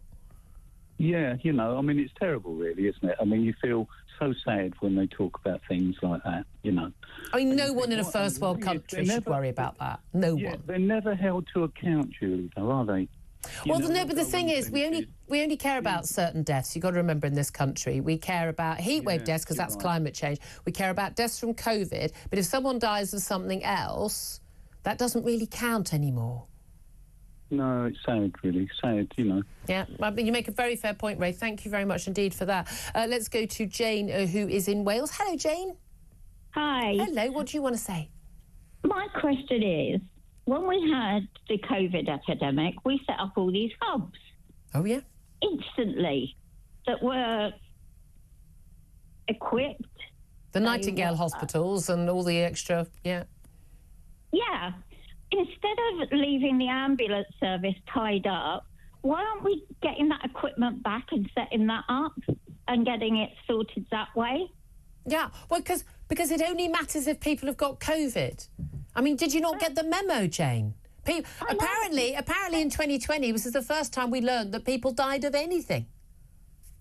But we have I mean, he says he's ashamed and he's disgusted. Well, if he's that ashamed and that disgusted, then get off your backside side and do something about it. I mean, there's a cost to it. But again, it does seem utterly bizarre. I mean, one of our callers pointed out earlier, we used to have these cottage hospitals where, you know, elderly people who didn't need medical care but weren't fit enough to go home without any sort of someone looking after them, that, you know, that they were in these cottage hospitals. So, you know, you didn't have all these, you know, incredibly expensive beds, hundreds of pounds to keep someone in a hospital bed. But they didn't need to be in a hospital bed, so you could do it cheaper. Exactly. We've got a cottage hospital here. You do? And it doesn't do anything, you know, like that.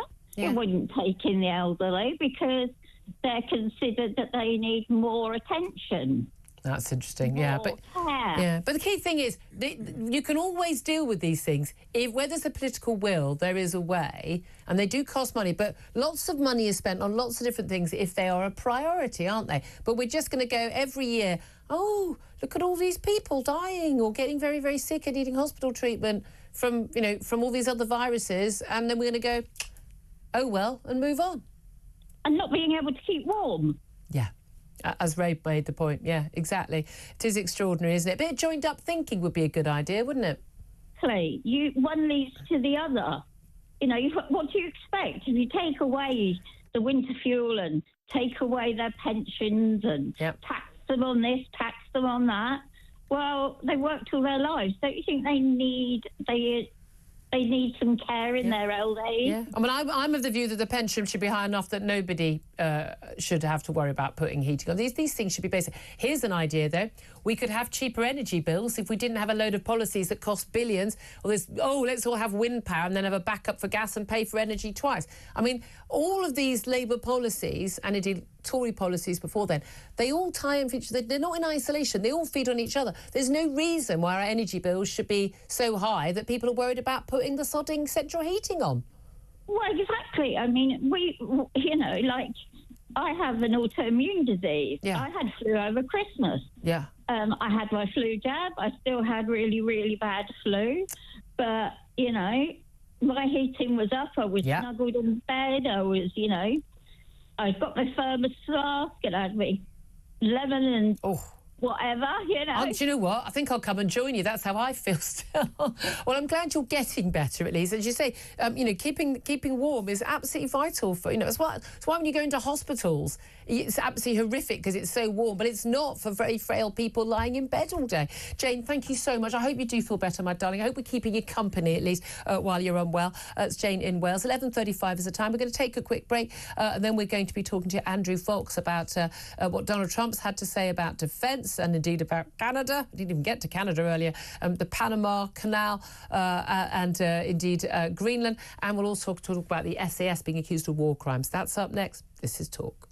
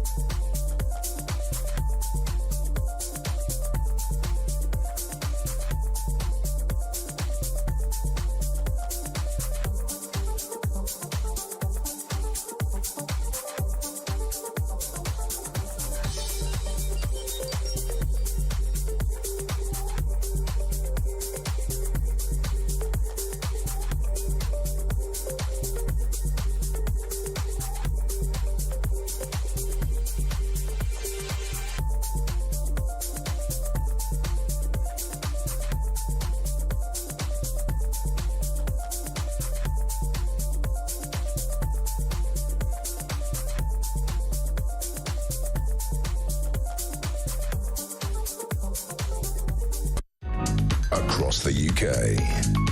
On DAB+, on YouTube, on the app, on your mobile. The home of common sense. This is Talk. Very good morning to you. This is Talk, the home of common sense. Benedict Spence still with me, and I know we'll get your thoughts in just a few moments, but let's talk about, well, all things defence and global with Andrew Fawkes, defence expert, research fellow at the Henry Jackson Society. A very good morning to you, Andrew. Happy New Year. Hi, Julia. Same to you. So much to talk about. Can we start with Donald Trump? First of all, on NATO members should raise their defence spending to 5% of GDP rather than the current 2% of GDP, which, frankly, many countries are not even managing. Is he right? I think we're seeing a lot of positioning from Mr. Trump at the moment. You know, he's a man who loves a deal. Everything in international relations for him is transactional. And I think he's setting out his negotiating position for when he comes into the office. 5% doesn't feel particularly realistic at this point. I mean, it would be great. I mean, don't get me wrong, I'd hugely support 5%. But we'll spend a lot more than that of our GDP if and when we have to go to war, won't we? Exactly that. But, you know, a lot of NATO members are struggling to make even the 2% they're committed to. So, and that was after a previous Trump administration where he made similar levels of threat to them. So, you know, 5%, great. There's also an element, as with the Canada and Greenland stuff, of him playing to his base as well. You know, there's a real perception amongst Trump voters that NATO members aren't pulling their weight and their reliance on the US. And well, so they aren't. I mean, they aren't. We can't defend Ukraine. I mean, Britain can't even defend itself realistically, given our current military numbers and our procurement. And we are reliant on America. We shouldn't be. I don't see why American taxpayers should have to fund us. Well, there's a point that America has benefited enormously from having so many countries within its sphere of influence, and that's been a huge economic boon to them to have so many countries reliant on them. So there's two sides to this. It's not all, as Benedict pointed out earlier, lots of military spend that we do would actually be with American defence companies, so they make a lot of money out there. But still, I think, you know, there's a truth to it. He was right about the 2%. When he's haranguing Germany on this, and everyone, the great, the good, laughed at him the first term on this one. I remember saying at the time, you know, he's right about this one. But he's also, he's talked about, I mean, these threats to the Panama Canal, to retake, that was built by the Americans, of course. It was handed over by Jimmy Carter. Seizing Greenland, not ruling out military force. Also talking about Canada, you know, incredibly close ally of the United States, very disparagingly. He did it when he was actually, you know, with, God bless his soul. He's out soon. Justin Trudeau, the Canadian Prime Minister, talking about Canada as the 51st state rather than a country in its own right. What do you make of these threats? This idea that, we'll just take anything we want or need and to hell with everyone else? Well, again, I think it's red meat for his base. You know, his ultimate, the policies he's actually released are all very boring and economic and benefit not huge numbers of people in terms of direct handouts or anything like that. And so this is just saber rattling to keep the MAGA base on side and tell people what they want to hear. You know, but we don't like it when Vladimir Putin does it. It's the same playbook as Vladimir Putin's justification for invading Ukraine. It's no different at all. Yeah, but the difference is, of course, that America is not going to invade Greenland, and it's not going to invade Canada or take back the Panama Canal by force. This stuff, it's pie in the sky thinking. The key point here is that he is setting out his position prior to negotiating with these people. And so there's saber rattling, there's overstating what he's going to try and achieve in order that when he comes to the negotiating table, he's got a much stronger position in this transactional environment he likes to create. We shouldn't be so worried, although I did quite like the whole Gulf of Mexico becoming the Gulf of America. I mean, that did just make me laugh. I mean, you know, he could. I mean, basically, America rules the seas around the entire world.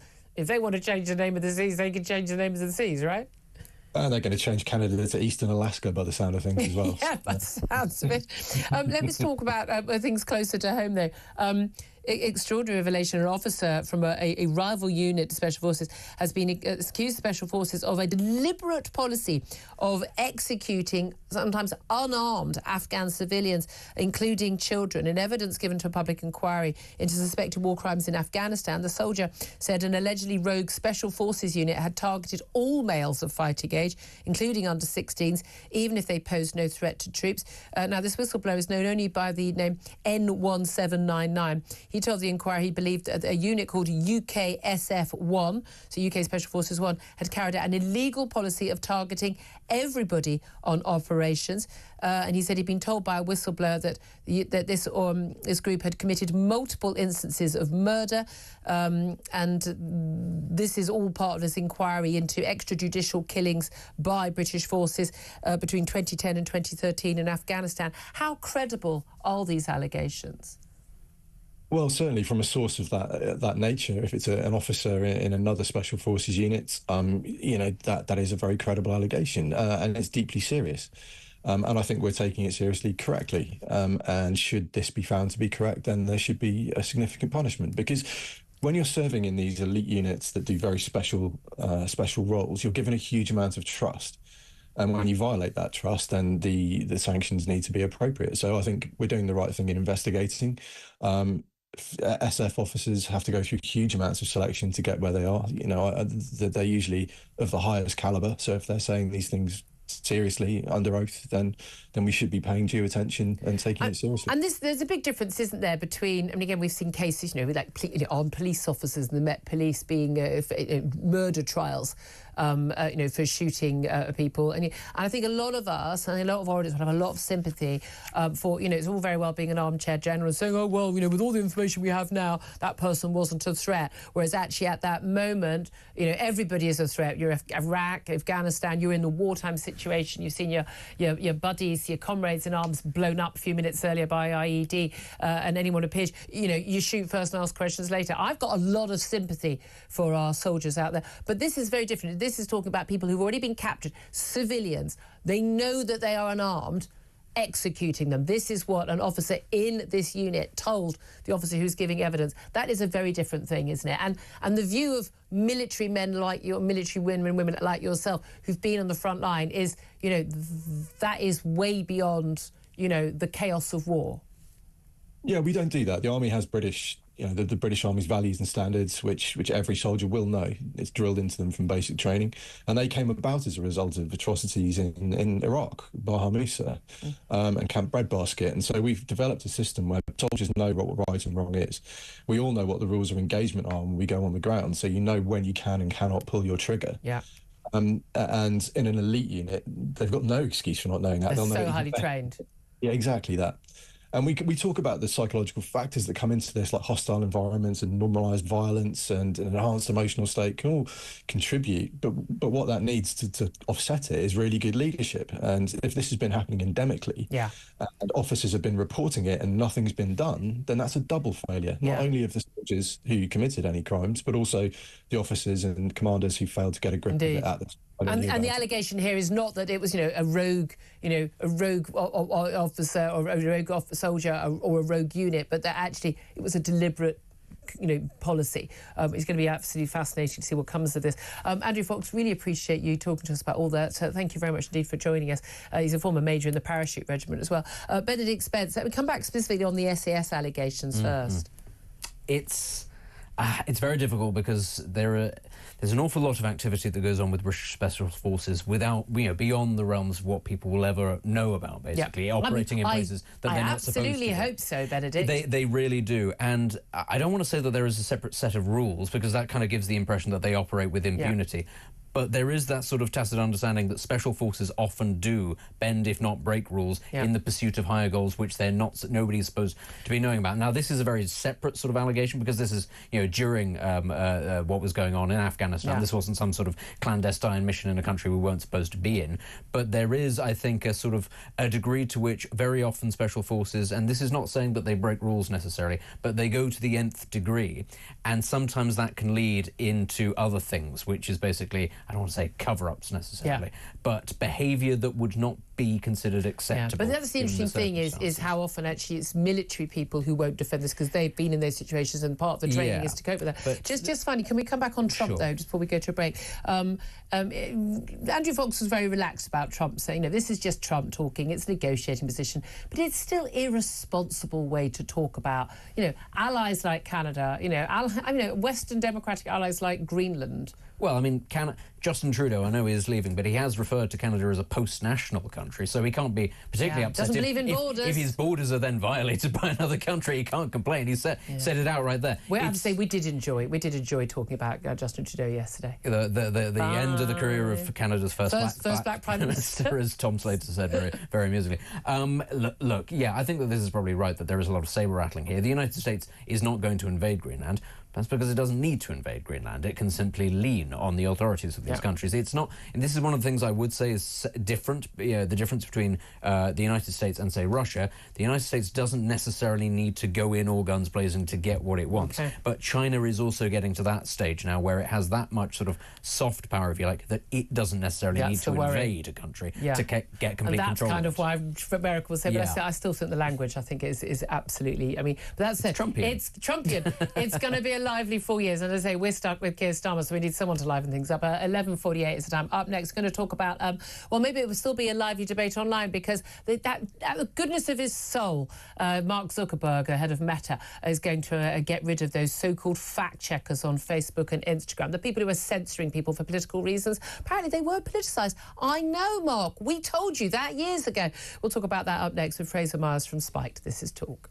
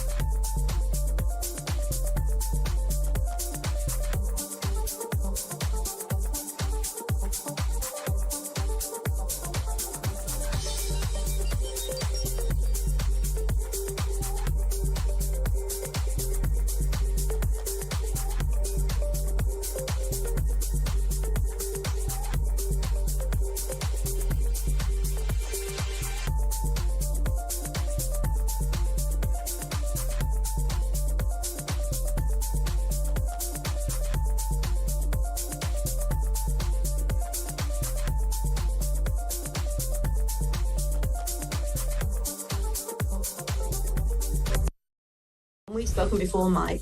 I have said that I want to see at least one senior police officer, a chief constable, and I've got a few in my mind who I would like to see charged with gross criminal neglect, criminal charges, misconduct in malfeasance in a public office. They knew what was going on. They closed down these cases. They abandoned the children, and they are criminally liable, in my opinion.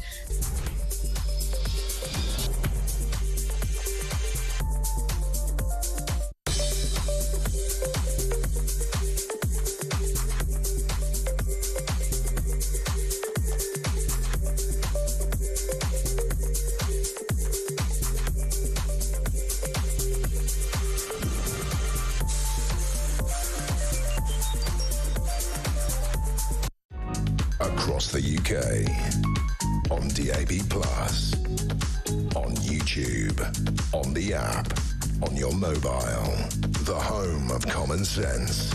This is Talk. Good morning to you. This is Talk, the home of common sense, with me, Julia Hartley-Brewer. 11:52 is the time. Benedict Spence still with me. Now we're joined by Fraser Myers, Deputy Editor of Spiked Online. Very good morning to you, Fraser. Good to see you, Julia. Thanks for joining us. Well, look, I wanted to talk to you about something. It's a big issue on Spike, big issue I've talked about, and often with you, indeed, on your podcast many times, about the incredible censorship that we've seen online over the years. Now, I think a lot of us are very delighted with Elon Musk, a flawed character, I think we'll agree, in recent weeks, but taking over X and actually ending, people being basically thrown off Twitter simply for saying things like, men can't become women, women can't become men, and basic facts like that.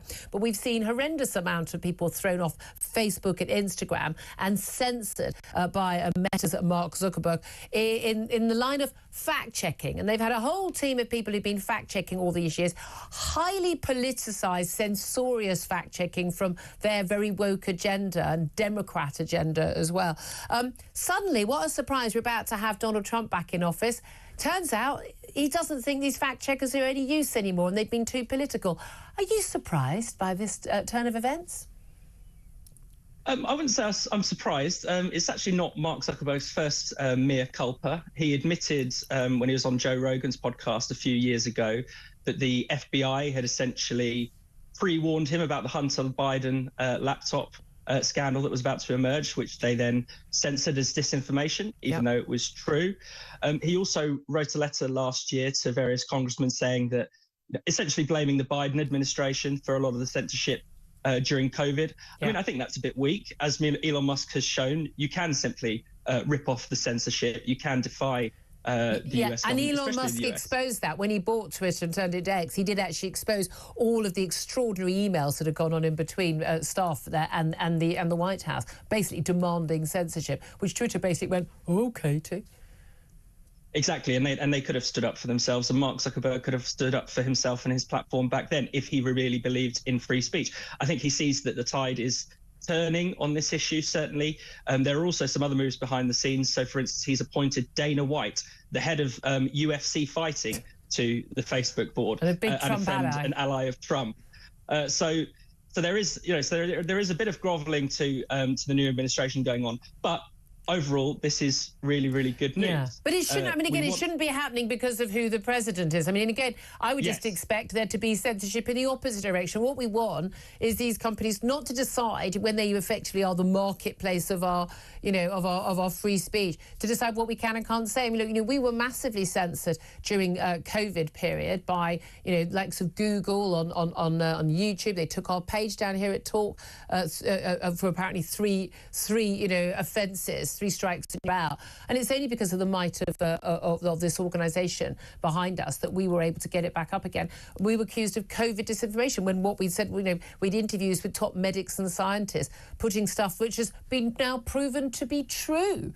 And that was the thing. This whole is the fact checking that's the problem. Who's fact checking the fact checkers? This issue, because it's not just it was Twitter was doing it. Now X has got this idea, this community notes, which I don't think everyone's allowed to do. I think people who've paid for their blue ticks are allowed to do, but no one else. But it's actually proven when someone makes a ridiculous statement, you leave it up there. You don't ban it. You don't take that, but you have a note on it saying, this isn't true, and here's the proof of why it's not true, which I think is a much better way to debate. But we've still got the likes of BBC Verify. They're still going, and again, highly politicised. Whenever they've got in touch with me, I'm like, why don't you investigate this, and this? And, they're very, very political in their choice of things they investigate, and they're very political in their verdicts as well. That's absolutely true. And if you want proof that this is entirely political, you can do what's called a Google Ngram search, and it shows you how often certain words are used. And if you search for mis and disinformation, you'll see that the 2 words explode after 2016, when Britons voted for Brexit and Americans voted for Trump. Suddenly, that was seen as the excuse, as the reason. People have been brainwashed by lies. That's why they're voting the wrong way. And as you said, you've seen it in many of the verdicts as well. I mean, you mentioned BBC Verify, Mariana Spring. I wonder who's going to check some of her facts. She's made some absolutely outlandish claims. Recently, she claimed that 1 in 4 Britons believes that COVID is a hoax, not thinks lockdown is bad or is skeptical of vaccines, literally thinks the whole thing is fake. She says that 1 in 7 Britons has attended an anti-COVID demonstration. That's millions of people. So We've been at quite a lot of those. I'm pretty sure not. But look, they needed to fact check her CV, for goodness sake. The idea that anybody could be running that unit with A, on her little experience, and B, on her fake CV that she used to get a job originally, I just find untenable. No one else would actually be in that job in that place. But there are so many organisations set up as sort of independent fact checkers, whether it's by Facebook or whether it's by the BBC or other ones. I mean, there was a guy who used to work here. He was a massive big. I mean, in social media, he was involved in in the climate, anti-climate demonstrations. I mean, the full-on, proper demos. And he works as a fact checker. I mean, I'm not sure these people are politically neutral when they fact. I'm quite happy to have people go, look, this is the fact on this, this is the fact on that. But we know when it comes to climate change, when it comes to COVID, when it comes to things like Brexit, when it comes to Donald Trump, there doesn't seem to be anybody who is neutral enough that you can trust what they have to say. Yeah, I think that's right. I mean, there are some, one organisation which I think is quite good is Full Fact, and you can go on their website and you can see they're working out. I think that's the key thing. If you can see someone's working out, if you can see where they've put the two claims aside, side by side, and then you can understand the process they've come to reach the truth. But also, I mean, it's just this very idea that we can have these fact checkers there to pronounce the truth, like as if it's their sort of tablets handed down from God. Well, remember the New Zealand Prime Minister Jacinda Ardern said, you don't listen to anything unless the government says it. You don't know it's true. Wow. Wow, I mean, George Orwell didn't go that far, for goodness sake. Fraser Myers, thank you very much. I mean, you guys have been fantastic at Spiked On Lane and trying to tackle a lot of these issues on freedom of speech. But I just don't think we need the fact checkers, Benedict. No, we don't need the fact checkers. This is a new direction of travel, and it's acceptable now to do it now that Trump is in power. Yeah. And actually, it's not just Elon Musk or Mark Zuckerberg, Jeff Bezos as well, with his tacit endorsement by basically saying, look, the Washington Post editorial board isn't fit for purpose. Yeah. They can see the direction of travel. I think that the wokeism sort of moment is but again, am I worried it goes too far the other direction? I just don't want anyone sitting there as the arbiter of truth. Let us make our own minds up. This is Talk. This is the Home of Common Sense. More coming up soon.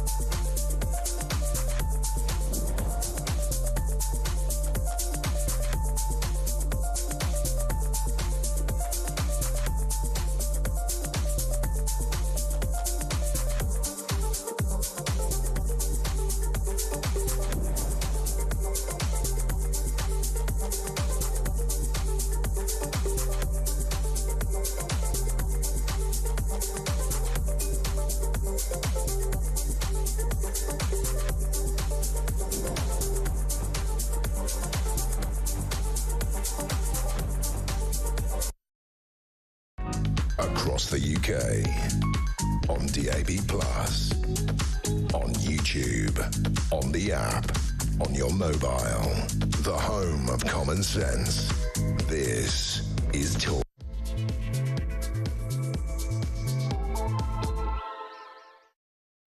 A very good afternoon to you. Thank you very much indeed for joining us. This is Talk, the home of common sense. Welcome back if you've been with us for the last couple of hours.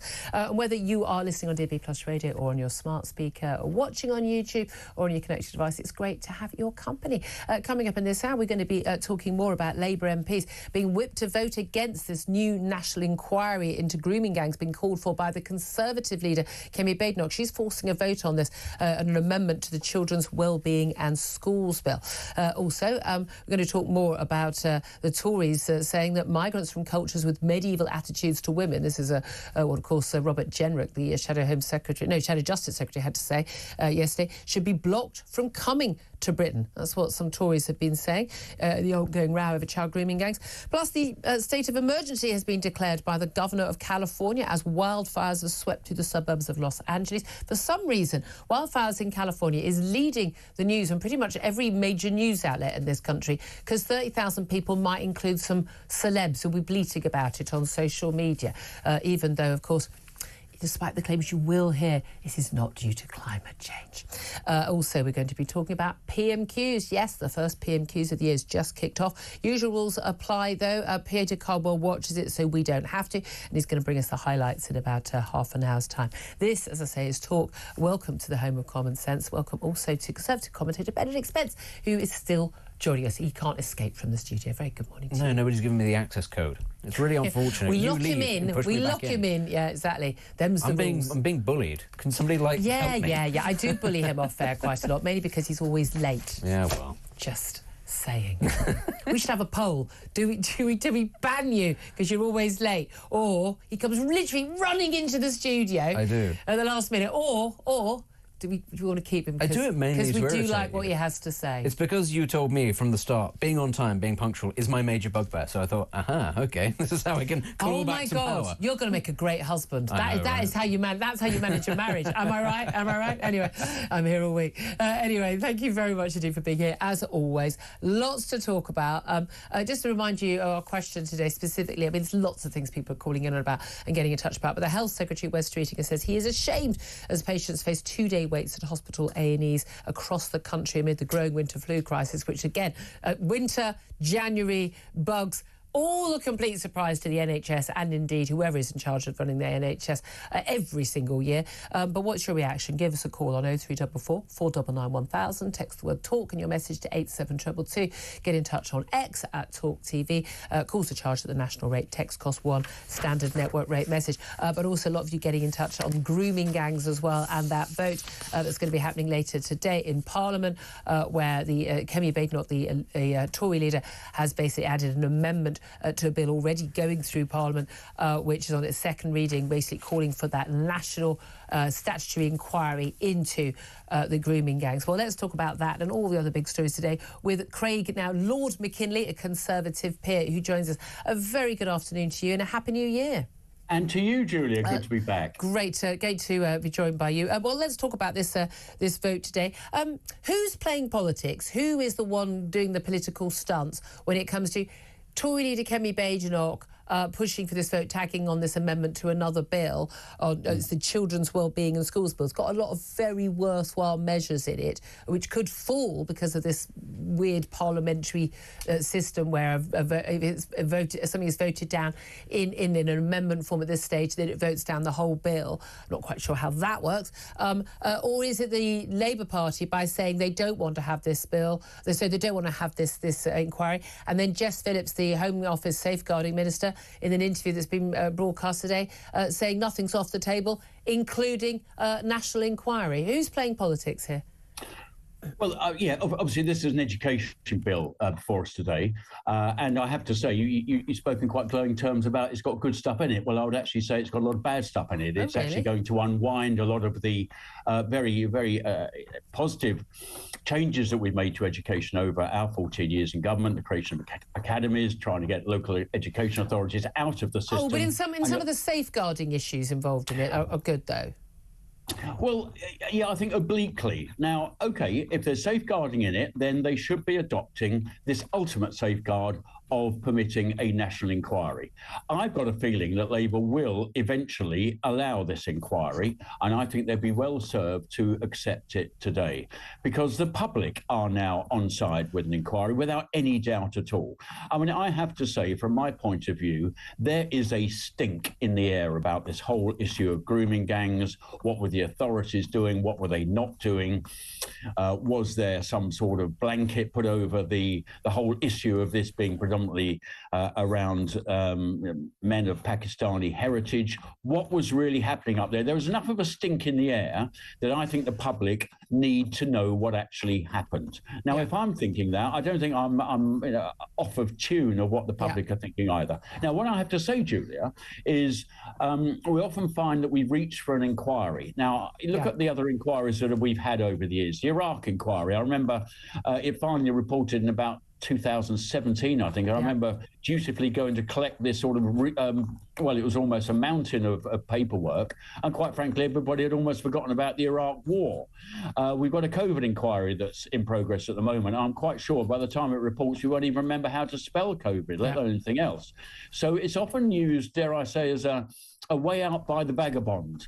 Kick it into the long grass, let's have an inquiry. And that wasn't actually my first thought about why we don't need another inquiry. We know what happened. Let's deal with the people who allowed it to happen. Well, this is my point, Julia. What I would rather be seeing right now is perhaps a transposed police force from another part of the country going into those areas, a proper sort of task force being set up so that those who were potential victims of the past can actually come forward, have their say, and we can start arresting and putting into prison whoever was involved in these most foul, honestly most foul of crimes that you and I could ever read about. That's the thing. That's what I'd rather see yes, happen I want action, away. but again, we need people to be able to come forward. It's got to be a safe place to come forward. We need to know that the people who are in charge of that are people who are trustworthy. That could be put in place without an inquiry. But the extraordinary thing is, again, virtually all of these girls, they did go to the authorities. They told the people in the care homes. They told their teachers. They told the doctor when they went into A&E for when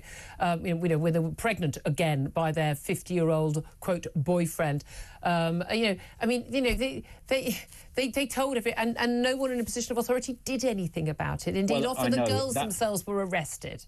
Well, that's what I think the inquiry could focus on into the future, but I want to focus on what can be done for proper justice right now, because if those men and perhaps those in authority that were perhaps covering up, turning a blind eye, thinking about multiculturalism and lovely society harmony and all of those good things, doubtless those men are still out there.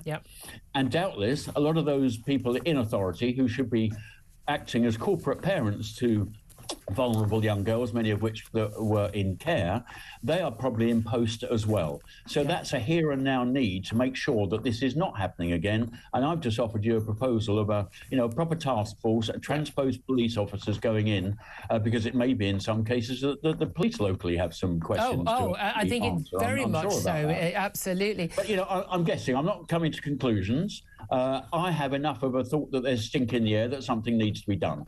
And how much of it is political then? Because when people say the Tories are playing, political stunts with this, a lot of people are saying, well, actually, there's a reason why Labour didn't want to have a full inquiry, where they don't want to now. And ministers like Jess Phillips, who I think has been very unfairly slurred by Elon Musk. I mean, she's not a rape genocide apologist. It's absurdity. But that actually people like her and many other Labour MPs, including many people in the cabinet, are very worried about losing the Muslim vote. They were worried about losing the Muslim vote. It's 80% a Labour vote, and comes often as as a sort of package vote in many local constituencies, delivered by the local imam. I've spoken to people in these areas who said this is how it works, and basically they're worried about offending people and losing those votes. We saw people turning away from Labour over Gaza. I think they lost 5 seats as a result of that. And that actually this is about politics. This is about not upsetting people who are, they believe, crucial in some key constituencies. Yes, well, this is the shame, I think, about the way politics is going. We have a divided society rather than a united one, which we have evolved into, I thought, in this country over a very long time, where equality was king, and we've got DEI officers all over the place telling us how to be, totally even-handed. I don't think we actually need them. I think our evolution of this country has been positive towards that in every walk of life. I wondered if there are EDI officers in many of these imam camps. I'm sure I'm being somewhat facetious that there are. But you're quite right, Julie. You're saying it in graphic terms that perhaps I wouldn't go to. But the Labour Party has courted the Muslim vote over the years. That Muslim vote is now under threat because of the division in society that we've seen. And we've got a number of independent Islamic MPs now that speak just for that community in parts of the country where the Muslim vote is particularly large. And you do have to worry. I mean, I was a councillor for many years on a big unitary authority in Kent. And if one of my local constituents had come to me with one of these concerns, that their daughter had, faced this type of evil, would I have just turned a cheek? Or would I have gone, I'm afraid I'm not going to leave this. This has got to be looked into at the highest level. I'd have been on to the local police commander and everything else. Yeah, but that's the difference. We're sharp-elbowed. Are some of these councillors, probably Labour over the years, I would say almost predominantly Labour, had they turned a blind eye to all this happening? So this is the longer term of what an inquiry could do. Now, we do not need new laws to tell me that raping of young girls is an illegal act. No, exactly. Exactly. No one's asking for that. Can I point out, by the way, that Keir Starmer is at PMQs right now. We're going to get the highlights and play those out in the next 15 minutes or so with Peter Carball. But he has urged Kemi Badenoch to withdraw her, what he calls wrecking amendment to the government's bill. He says aimed at protecting children. And he's also responded to a question from a Labour MP about whether a further inquiry is necessary or not. And the Prime Minister said he'd met with victims this morning. How convenient. And the message from them had been that they wanted action now, not the delay of a further inquiry, which I suppose echoes a lot of what you're saying there. Can I just bring you on, though? You mentioned multicultural issues and things, but it's interesting what we talked about it extensively on the show yesterday. Robert Jenrick, the Shadow Justice Secretary, had talked about, the grooming gangs and the rape gangs issue had come about because we have millions of more people in this country, and we've imported people from alien cultures, from often cultures where they have medieval attitudes towards women. There's now, calls for us to, basically stop bringing in people who have attitudes like that. Now, I've been arguing this for years. I find it extraordinary that people think it's a good idea to bring people from completely... I mean, I'm sorry, lots of countries are very backwards compared to our values in this country. And unless you're escaping those values and you want to come and live our values here in the West, we have these... I'm with Kemi Badenoch on this one. The superior culture as a Western liberal democracy. I don't believe in multiculturalism, multiracialism. Yeah, multiculturalism, absolutely not. But is it right for the party? I mean, I know it's your party, but you don't necessarily have to stand by everything now as a peer rather than MP. Is it right for us to say maybe there are people we just simply don't want to come here from certain cultures? No, I echo everything that Robert Jenrick has said, and I'm very pleased that finally, dare I say, he is on a very, very robust track on this, because that is what the people of this country are thinking. Now, of course, Julie, you will say, well, it's my party that allowed millions of people in over the years. Yes, that is absolutely true. And that causes me great embarrassment that happened, and that's something that we need to put right. But those robust statements about some cultures really not wanting to fit in with the culture that they apparently want to join, and seem to want to make this new country that they seem to want to come to the same as the old country that they left for some reason, seems very bizarre to me, and I've never quite managed to understand that. Now, I don't want to highlight one culture over another, but, there are many. I mean, the Buddhist culture, very soft, very respectful, very decent. Well, actually, have you seen what's happened in countries with Buddhist populations? I mean, hasn't Myanmar and Sri Lanka had quite a lot of issues? They're Buddhist cultures. Well, there isn't any culture that's perfectly good. I mean, we talk about what Christians have done over the years. I mean, but the point is that there's living in the 21st century and sharing our values, and there isn't living in the 21st century and sharing our values. That's absolutely right. I mean, I'm a libertarian conservative, as you know, and what people want to pray to and how they want to live indoors, well, that's a matter for them. I really don't mind at all. But in other interactions with the culture they've joined, I expect a little bit more adherence to just some of the values that we have. Well, I expect a lot more adherence, personally. I want to move on because time's I don't want to live in a bland world. I quite like, a multiracial economy is fine up to its limits. But I don't like blandness. But no, there's nothing bland about believing women are equal with men or anything like that. By the way, is there someone in your? Can I just say, is there someone in your office doing some banging? There's quite a lot of background noise. I don't know if someone else in your office is. That's probably me banging these on the desk. Right. That's no. It's just I just we're worried for our listeners hearing just noises that are distracting. But can I just ask you two more things I want to ask you about very briefly, if I could, Lord McKinley? The cost of Britain's borrowing hit a 27-year high yesterday. It turns out that the world markets aren't very convinced by chess prodigy and apparently former economist Rachel Reeves' ability to run the economy.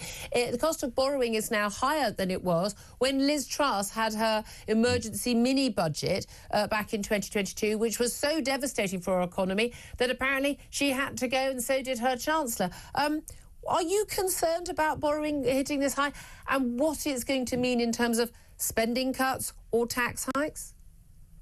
I am extremely concerned. I mean, this is like the start of a real pack of cards for a country, unfortunately. We still have a cost of living crisis. We do not have a dynamic economy that is growing. And yet we have interest rates that, in my view now, are far too high.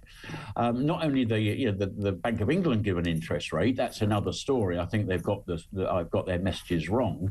But the markets upon which the government needs to draw to actually finance the growing debt is very unconvinced about the last budget and the way this economy is going. Now, that means that interest has to be paid by the government to those who are providing all that finance and debt, and that rate is now very high. Now, Rachel Reeves' dreadful budget in a few years hence gave a little bit of headroom. So there wasn't much scope for things going off track. Now, this high amount of interest payable was not in the plan, so that off-trackness is very much approaching. Now, I've got two choices on that.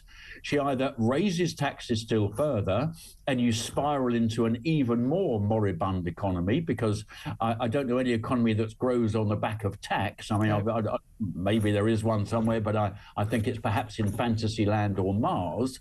The alternative is to cut spending.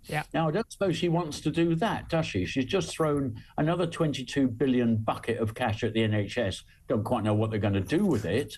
There's buckets of cash for the union paymasters. Where are we going to get the cuts from? This is coming to crunch time, because rates of interest on the 10-year gilt and especially the 30-year gilt now higher than everybody was shouting up and down on Liz Truss's, what I thought was a growth budget, actually. They're all shouting up and down, the IMF, the BBC, Bank of England, everybody, Uncle Tom Cobley and all, saying this is all dreadful and horrible. I hear them saying very much just now, but they should be. Oh, absolutely. Just finally, really briefly, if we would, we've learned from Mark Zuckerberg that he's going to get rid of the fact checkers. It turns out fact checkers on Facebook and Instagram, just like those ones on Twitter and X, it turns out they're all very political and they're not often getting it right. You're someone who has spoken out so strongly on anti-lockdown, on COVID, on vaccine mandates, and indeed on climate change and the madness of net zero.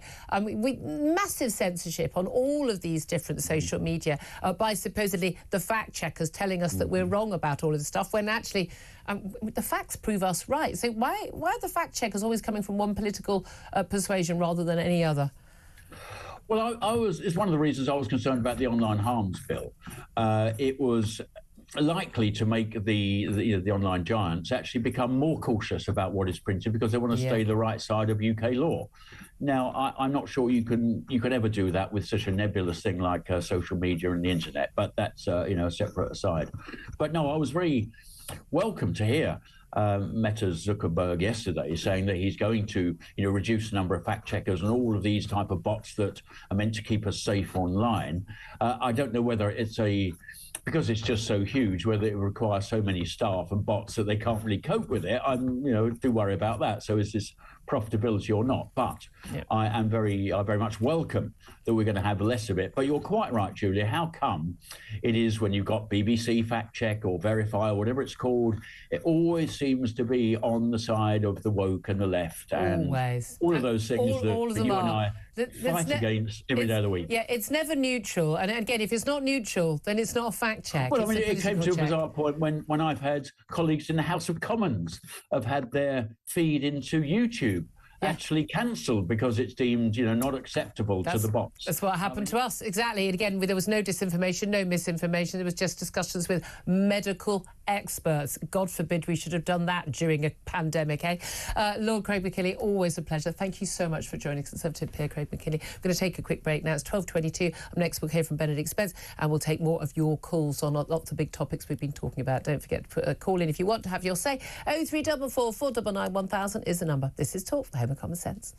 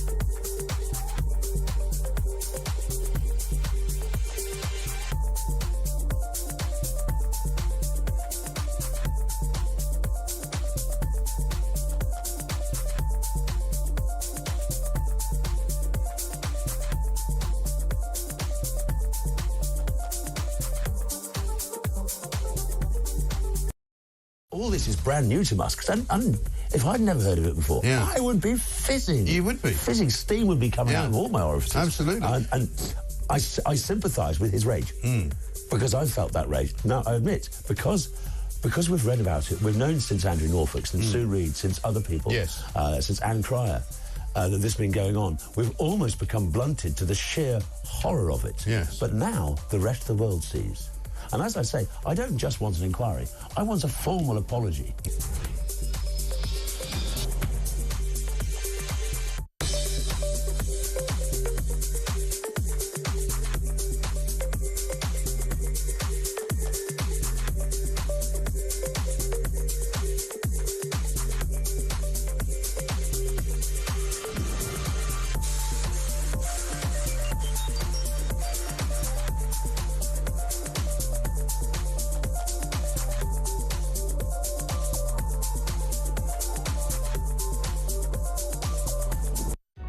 Across the UK, on DAB+, on YouTube, on the app, on your mobile, the home of common sense. This is Talk. This is Talk, the home of common sense, with me, Julia Hartley-Brewer. 26 it's just turning into. Benedict Spence is with me. It's interesting to talk to Craig McKinney about all of this. And we're just going to get, before we get to some calls, and we're going to talk about PMQs, we're going to get some clips of what's the exchanges, particularly between the PM and Kemi Badenoch. And then they've really gone, head to head on the issue of the grooming scandal and the rape gangs, and whether or not there should be a full inquiry.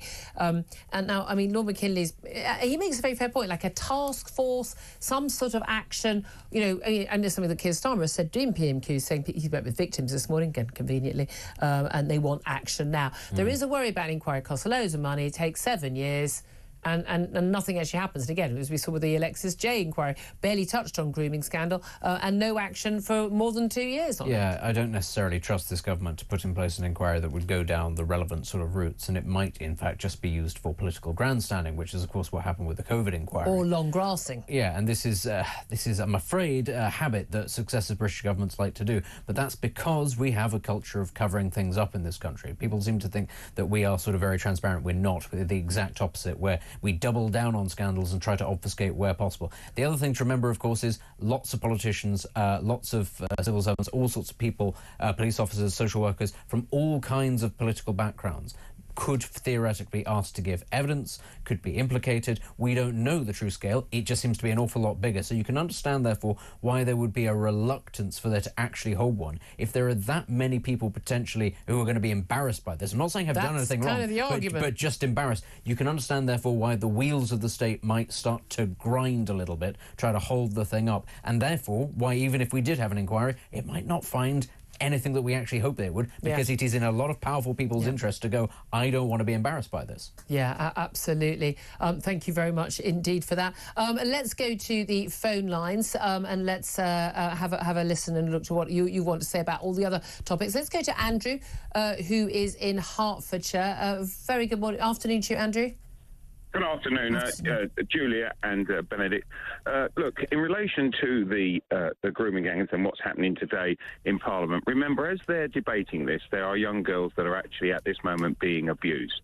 So we need action, and it's Robert Maxwell which really is the root cause of many of the problems in relation to inquiries. Yeah, the Maxwellisation of it all. Yeah, explain to people who don't know what happened as as a result.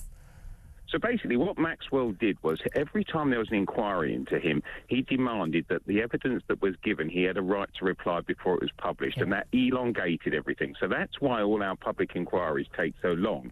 And if you look at, say there's one witness and it's just Julia, you and me, unfortunately that's lawyers, that's time, exchanging the information. That's why ours take forever. Yeah. Now, in relation to this whole scandal, Jess Phillips playing the Meghan Markle role, it's all about me. And yes, she was given a hard time by Musk. Yeah. The reality is that when the Conservatives are in power, if they wanted to end this, between them and resolving this were Labour governments and Labour schools run by Labour teachers.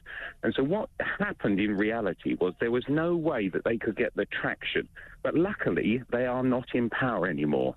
So now, daylight, being the best disinfectant, is now thrown all over the Labour Party. And right from the top to the bottom, they can't defend that they were supportive of covering this up from the top to the bottom. And if you look at Starmer, remember, he's a lawyer from before they stopped councils really digging into rape victims, saying it was their fault.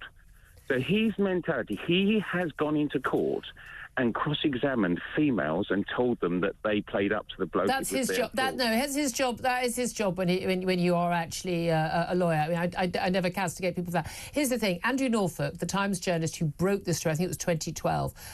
He has actually done an interview, and he said, he's now retired, saying that people criticising Keir Starmer, he says, to be fair, he was the one who, yes, he'd been DPP since 2008, but there were lots of grooming scandals that were not investigated. Charges weren't brought because the view was that the victims, well, they were young lasses who were, were on drink and drugs. They weren't very credible.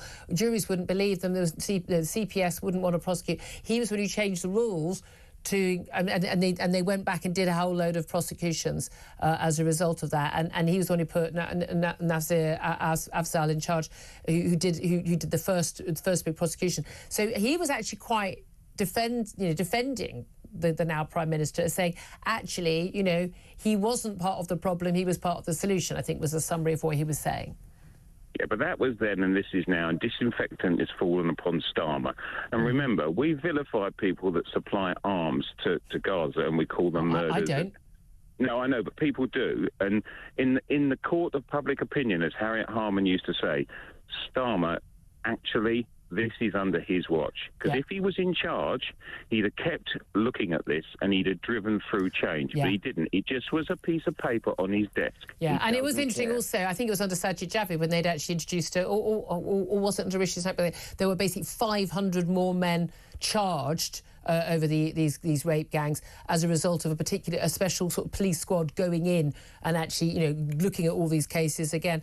Really interesting points, Andrew. So much appreciate your call. But that's true, isn't it, Benny? The Maxwellisation, this whole thing, you have an inquiry, these things take absolutely ages. And it always seems to me they operate on such a slow, just plodding basis. But they are a reflection of British political culture now. Everything is like that. Everything has to be elongated because there are so many special, interests, special reasons for doing these things. And we understand why. A lot of this has come about in the interest of fairness. You don't want a kangaroo court situation where actually people are just sort of innocent. They point the finger at someone and they haven't had a chance to respond. That's a show reasonable. trial actually does happen across the world. We need to recognise we do actually have, in many ways, a fantastic legal system, but it has, on many things, gone too far. Well, again, apart from the fact that, like, some of these cases, when they do come to trial, we're talking at, like, 4 or 5 years.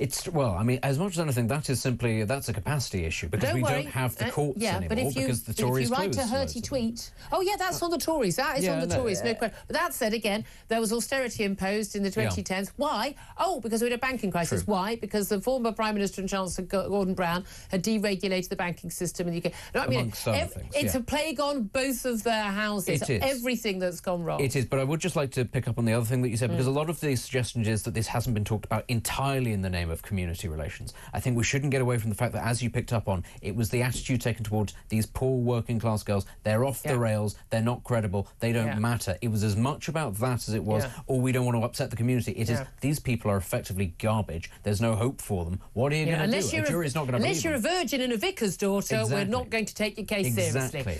And again, that's attitudes of our system towards young women as well. Working class young girls were seen as completely unbelievable and dispensable. Nothing has really changed in the last century, it turns out. Well, now we just add in working class boys as well. And again, we have, that's the reality, isn't it? Well, they're the ones that are killing themselves at a disproportionate rate, and again, nobody seems to care about that. No, absolutely. Let's go to another quick call before we go to a break, and then we're going to be hearing from Peter Cardwell about more detail what happened at PM Keys.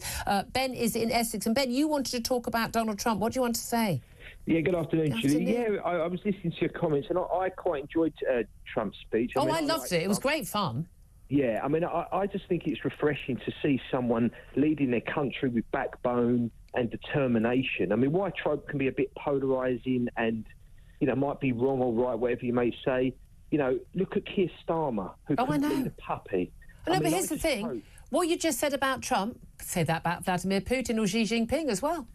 Exactly. I mean, that's not a good thing. Well, the thing is, you need someone that's going to represent and lead. And in this country, we are begging for someone to lead with... Oh, tell me about it.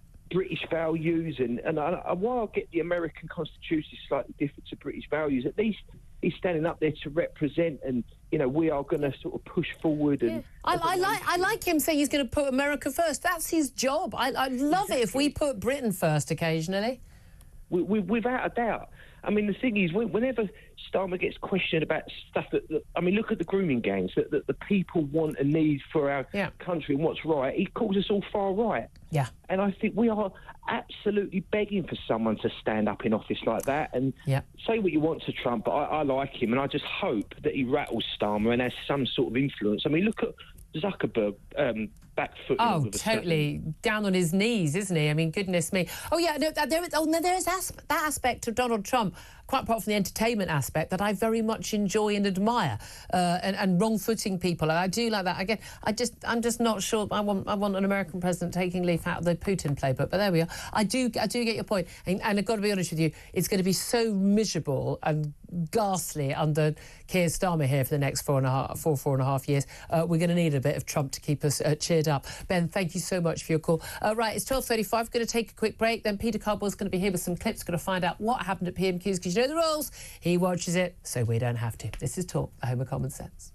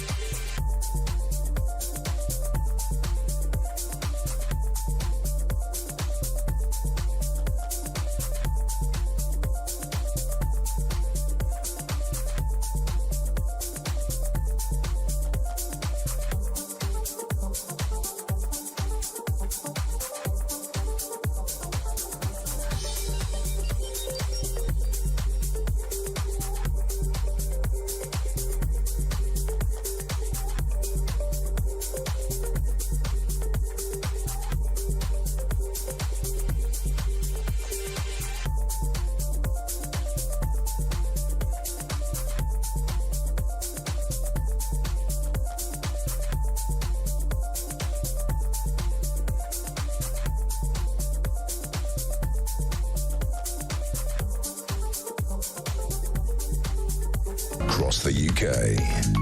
On DAB+, on YouTube, on the app, on your mobile. The home of common sense. This is Talk. Very good afternoon to you. This is Talk, the home of common sense with me, Julia Hartley-Brewer. 12:38 is the time. Benedict Spencer's still with me, and now we're delighted to say to be joined by Peter Caldwell, Talk presenter and, of course, political commentator who's been watching PMQ, so we don't have to go through the whole... I mean, it's still ongoing now, isn't it? Yes, it is. I mean, I've really had some high hopes they're going to get it back to me just half an hour. I like the Prime Minister's being held to account, but it doesn't half drag on. Let's talk about what obviously would be the big issue. I mean, we know already Kemi Badenoch did raise what everyone expected to do, the issue of this rape grooming gangs scandal, and whether or not there should be a full inquiry. There's going to be a vote later in Parliament on that. So how did those exchanges go? I imagine not particularly smoothly and calmly on both sides. All 6 questions on rape gangs, as Kemi Badenoch would call them, grooming gangs, as Keir Starmer would call them. Very angry, kind of almost very menacingly serious in terms of what they were talking about. He talked about her record on this as well. Very, very interesting in that regard. Jess Phillips sitting 2 away from Keir Starmer, making lots of comments, throwing comments across, pointing out that the recommendations from the Professor Alexis Jay report, the big report that happened previously, that the Conservatives in 18 months didn't implement any of them. Fair point. The Conservatives saying, well, you've had 6 months, you're saying you're working at pace, why haven't you implemented them yet? But still, war of words about that. This is really nasty today. This is really, I think, Parliament at a bad point as well. I very much detect, even quite apart from this being such a very, very, difficult and emotional issue, that actually these two people really don't like each other. No, Shall we don't. have any watch and a listen of the first clip? This is what they had to say. Once in 8 years did she stand here and say what she's just said. Not once in 8 years. They didn't act on the recommendations. They want a national inquiry. We had a national inquiry, the J inquiry, the J report. 20 recommendations, not a single one implemented. Not a single one implemented. And she said you can do 2 things at once. You can't kill the bill this afternoon, wreck that bill, and protect children. Oh, right. I think we were actually supposed to play a different clip before then. We've got a bit of a problem with our tech there. This was towards the end of PMQs, right, where Keir Starmer really summed up what he was saying in all of the different aspects, essentially saying, why are the Conservatives jumping on this bandwagon? And he was very, very personal against Kemi Badenoch, saying that she hadn't raised it as Children's Minister, she hadn't raised it as Women and Equalities Minister. Why so was it was she within her remit to raise exactly. it. Now, she's raised lots of other big issues. I mean, she's spoken. I've been a big fan of Kemi Badenoch for a long time, and I know there's been a lot of Tory members. Well, they voted for her to be leader. She mentioned the Tavistock stuff, for example. She came out on the on all the scandals involving, the so-called trans kids. No such thing as a trans kid. But she's spoken out on a lot of issues, which other MPs tiptoed around, and it is surprising, and it's a fair argument for her to say, like, you're politicking on this, but it's a perfectly fair argument for Keir Starmer to hit back and say the same to her.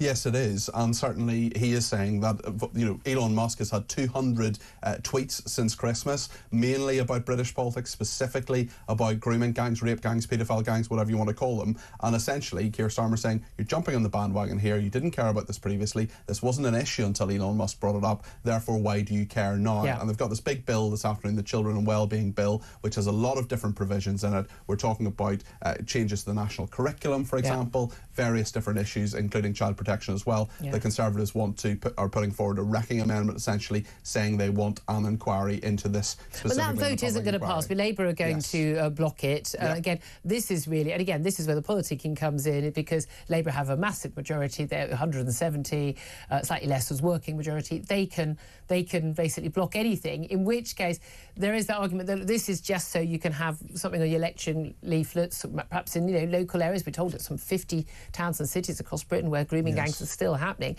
saying, look, your local MP voted against having an inquiry. Now, the Prime Minister said that he did say he'd met with victims this morning. Again, whenever they do it that morning, never it's always a bit of a giveaway. I wonder how that came about. He says they want action now, and the trouble with things like inquiries, it wouldn't report until maybe the start of the next decade, would delay things to 2031. And again, these things don't have to take this long. I mean, Craig McKinley, the Tory peer, he was on in the last half hour talking about how, what about a task force, something that, let's get action, let's deal with not only the people who haven't been prosecuted yet, but also the people who turned a blind eye. I mean, that's kind of a middle ground I think more people would be happy with. Well, the interesting thing is that we've had these local inquiries in places like Telford, Oldham have been asking for one, but the question is, should there be a sort of national inquiry? I actually spoke to the guy who'd done the Telford one on Friday, a really interesting KC, who said actually you can go to victims and survivors' homes, you can have a cup of tea with them and talk to them in a non-adversarial way, get the information and talk about what's happening locally.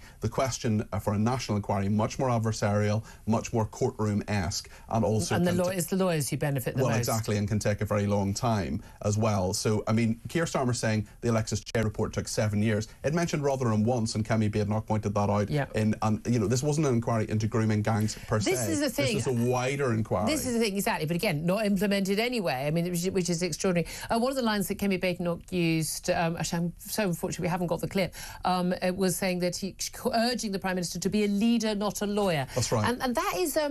But that's a really strong line in terms of a lot of people feel that about him. He approaches everything, as a lawyer, whether it's international affairs, whether it's, horrific crimes like this, everything. You can just hear the voice, can't you? And he has pointed to his record, saying that he has pushed this issue many times. He said that he was the chief prosecutor when the Rochdale grooming gangs were prosecuted, for example, and that he pushed that. But he was also the chief prosecutor when the Rochdale gangs weren't prosecuted for 4 or 5 years. Many years, yeah. That's the thing. So there's a view that he has done a good job. When he actually got on top of this, he changed the rules, he allowed, these things to go ahead.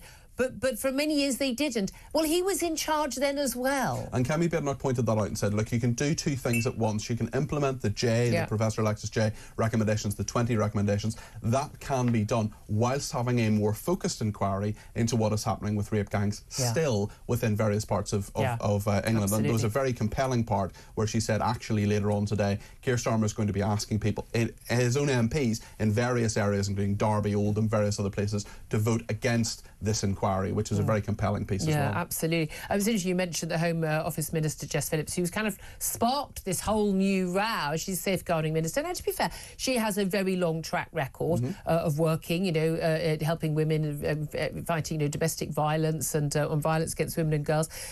She does like to emote, and everything with Jess Phillips is about Jess Phillips and Jess Phillips' feelings a lot of the time, but I think she has been unfairly targeted by Elon Musk, and he called her a rape genocide apologist, and she should be in jail. She's not those things, and again, I particularly hate people using the word genocide when it's not appropriate.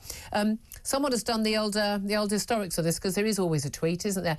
And she's spoken out about, she's had death threats. I mean, she has to have massive levels of security now. That is outrageous. I don't care what anyone's politics are. That is outrageous and unacceptable. There's sort of language being used against her. Again, that said, so he does that sort of language against her. That doesn't make me make a death threat against her. So the people who are doing this stuff, it's on them as far as I'm concerned. But what a surprise. She has used this sort of language herself on Twitter. She's quite happy to tell people to pee off and F off and goodness knows what on Twitter. Personally, I'm a fan of this sort of plain speaking, as you know. But in a tweet 2015, she said, "Today I saw George Galloway on the beach. I told him he was a rape apologist." Another thing ticked off the bucket list. In 2015, she also tweeted to Philip Davies, MP, Conservative MP, "Funny, Philip Davies not so interested in retweeting the evidence of violent sexist abuse. He was American and..." I don't know who he's talking about here. I'm referred to someone as a vile rape apologist. I think I can live with my comments. She referred to someone else as a rape apologist. The thing with Jess Phillips, uses a lot of the same language. She does. Jess Phillips has been through a really tough time in the last few days. That is nothing, as she pointed out yesterday in an interview, nothing in comparison to the women and girls, and they are girls who have been through these horrendous things. Absolutely. The point with this is that government is really, really difficult. It is difficult to do things and please people and get results. And in opposition is frustrating for many people. It's frustrating because you don't have any power, but it's also easy because you can basically say what you want. And we have a situation where Labour, on a number of fronts, whether it's the WASPy women, whether it's the winter fuel allowance, whatever it is, they are in a situation with this inquiry where they've called for things to happen. They haven't happened in opposition. They're now in government. You're it. You're it. Tough. Sort it out. And I think Labour have genuinely been quite stunned about quite how hard it is to be in office. What a surprise. Just to say also, Ed Davey, the Lib Dem leader, he asked Keir Starmer when he got up to speak to bring in reforms to party funding. So he says, power in this country lies with voters and not with Elon Musk. Of course, this related to that Elon Musk had originally said, of course, that he would give up to $100 million, we understand, to the Reform Party. Keir Starmer replied, I think we all had a smile when, and he's referring to Farage, when he said how cool it was to have the support of Musk, only for Musk to say he should be removed. It's very difficult, this one, isn't it? I don't want anyone being able to make big donations to political parties, but if we didn't have people doing that, then, it wouldn't, reform wouldn't have... Taxpayers would pay for it. Taxpayers would pay. Well, again, also, but then smaller parties wouldn't get a leg up because as we saw with the Electoral Commission, their rules at the last election, limiting how much, like Nigel Farage didn't get to have, even though he had much more support than some other parties, didn't get to be on some of the podiums in some of the leaders' debates. But, I mean, there is quite a lot of schadenfreude going on in the Commons, isn't there, over this? Yeah, there certainly is, and Elon Musk has sent, as I say, over 200 different tweets about this. He's taken on Keir Starmer, he's taken on Jess Phillips, he's taken on, or the inclination. But what I find interesting, I don't know about you, Julia, saying, who is this international person, what does he know about British politics? Well, I've never been to Afghanistan, but I've plenty of opinions about what happened there. Yeah, that said, Elon Musk seems to be supremely uninformed about our parliamentary democracy. Did you know, random fact, his first wife, her father was the head of National Crime Squad. That is a random fact. Yeah. Well played. Yeah. Well, there you are. You learned something. It's worth listening. You learned something. Well, when Peter's here. Oh, and when Benedict speaking as well. Benedict, I'm sorry we didn't get to play all the clips, but just a quick thought on what that exchange at PMQs. From the sound of it, who do you think won? I think Kemi Badenoch won, but it was a slightly larger open goal than normal, and she does have a bit of a track record of missing the open goals when there, so I'm not sure she gets kudos for that. But, this is something that is going to keep rumbling, and I don't think it's going to cover either party in glory. No. So a win, but at what cost? Yeah, you didn't do it, you're not doing it. Again, that's the thing. I mean, fundamentally, I don't know how long it will last on the financial front, but certainly on the policy front, I think the Tories are going to have to face a lot of years of, but you didn't do it when you were in power. Great to have you in the studio, Peter Cole. Thank you very much indeed. Up next, we are going to be talking about the California wildfires. They've been leading every other media organisation because apparently we were terribly worried about 30,000 people on the other side of the country losing their homes to fire. It's probably because they think it's down to climate change, but is it? You know the answer to that. This is Talk.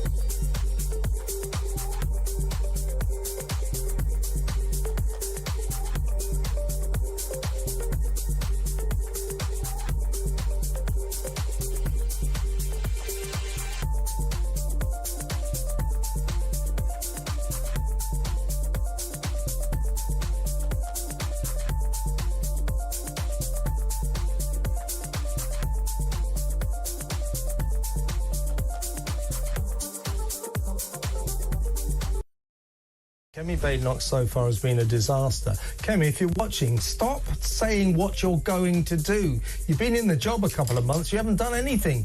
Do something. Stop saying you're going to... You wait. We're really going to take Labour on. You wait. No, we don't want to wait. Get on with it. It's all platitudes and headlines, isn't it? You know, I had this debate when I was hosting a week or two ago, and I said to Peter Barnes, I think, look, we need to see Kemi Badenoch's mettle. We need to know what she actually stands for.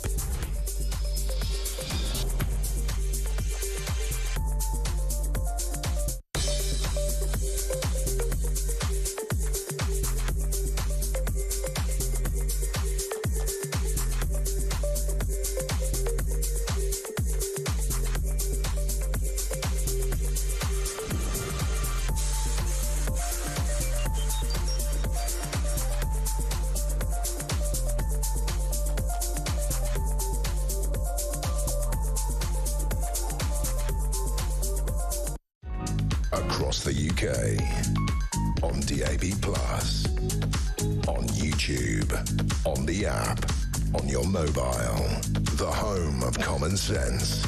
This is Talk.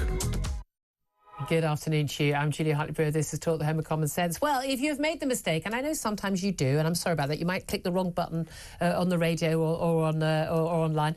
You've actually seen some of the mainstream media today. You all know that the leading story today is all about 30,000 people, largely very well-to-do Californians, probably some very well-known celebs, having to leave their homes because of California wildfires. That is apparently what should be leading the news today, if you're mainstream media. I'm not entirely sure it is, but I wanted to talk about it because I'm pretty sure that you're going to be hearing the same thing I have, which is, well, of course, it's all down to climate change, even, of course, it's winter in California, though still warm, certainly not the sort of high temperatures we expect and associate with wildfires. Well, let's talk about this with Ben Pyle. He's writer and co-founder at Climate Debate UK. Very good afternoon to you, Ben. Good afternoon, Julia. Thanks for joining us. As always, whenever there's any sort of natural disaster of any sort, wildfires, floods, drought, wind, rain, snow, whatever it is, it's always due to climate change. Are these dreadful fires due to climate change? Oh, well, probably not. And you would have to be inhuman to not sympathise with the obvious terror and suffering that those fires cause. And that's obviously why they're attractive to a lot of people in, let's say, more disreputable media than this platform. But no, as much as people have tried to say that wildfires in California or in the world are the result of climate change and global warming, there's simply very little evidence to support that. California is a particular, it's quite arid, it often is very dry, even in the winter, and it is subject to high winds. So, and there's quite a lot of wood around. So when a fire does break out, which is a very natural part of a forest's life cycle. Yeah. When the first settlers landed in California, they took the measures of burning parts of the forest. It's called prescribed burning. This became, in most parts of the world, this is completely normal. Yeah. Because as the leaves and detritus fall off trees, they build up on the forest floor, and then as soon as a lightning spark hits them, or if there's an accident from electricity infrastructure or someone. As a barbecue, and then everything gets like. And we've seen this across the country, haven't we? And again, most of these fires now are man-made; they're human caused, accidentally or not. But the interesting thing is, countries like in America, particularly woke states like California, they've stopped doing these regular burns for eco reasons, to be all environmental. And then what a surprise! They get these natural fires because there's going to be a fire at some point. That's right. That's certainly true in the forest management is one issue. The other part is the scrubland, and it turns out 100% by some scientist estimates of fires that break out in scrubland or shrubland are man-made in one way or another. That's either electricity infrastructure failures or arsonists. And it's the same, in fact, in the UK. Half of fires in Britain are estimated to be started deliberately. But when there are fires that break out in hot weather, or the routine for the media is to look at climate change is the obvious and we've had cause. that in Australia, and again, there was whole like, it's been terrible in Australia, fires that got close to Sydney a few years ago. But again, actually, the number of fires and the amount of damage done by fires, the actual coverage of them was less than a normal average year. We saw it with Hawaii, and it turned out, again, they hadn't been managing the land. This story comes up again and again and again, and yet they always just, at the end of every report, well, we're going to see more of this due to climate change. Do you think it's ever going to stop? Do you think they'll ever let the facts get in the way?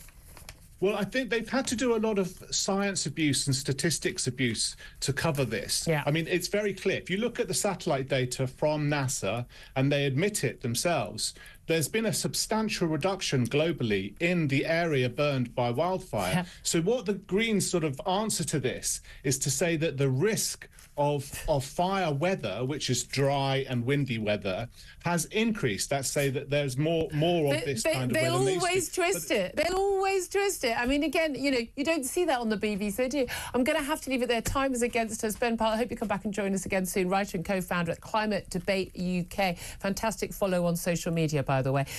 Benedict, I mean, they will never, ever stop this. But every single report I've seen, they always get climate change into it. They won't. And in California, they have some of the wokest, maddest, most progressive policies of anywhere on earth. And I just think if doing that, my home kept on catching fire as frequently as it does, I'd assume God was trying to send me a message that he wasn't happy with how it was going. He may be thinking that veganism and trans kids aren't a good thing. That's what he's saying. Anyway, I mean, my heart goes out to people losing their homes, but I mean, guys, you can do something about this. Right then, Ian Collins is here.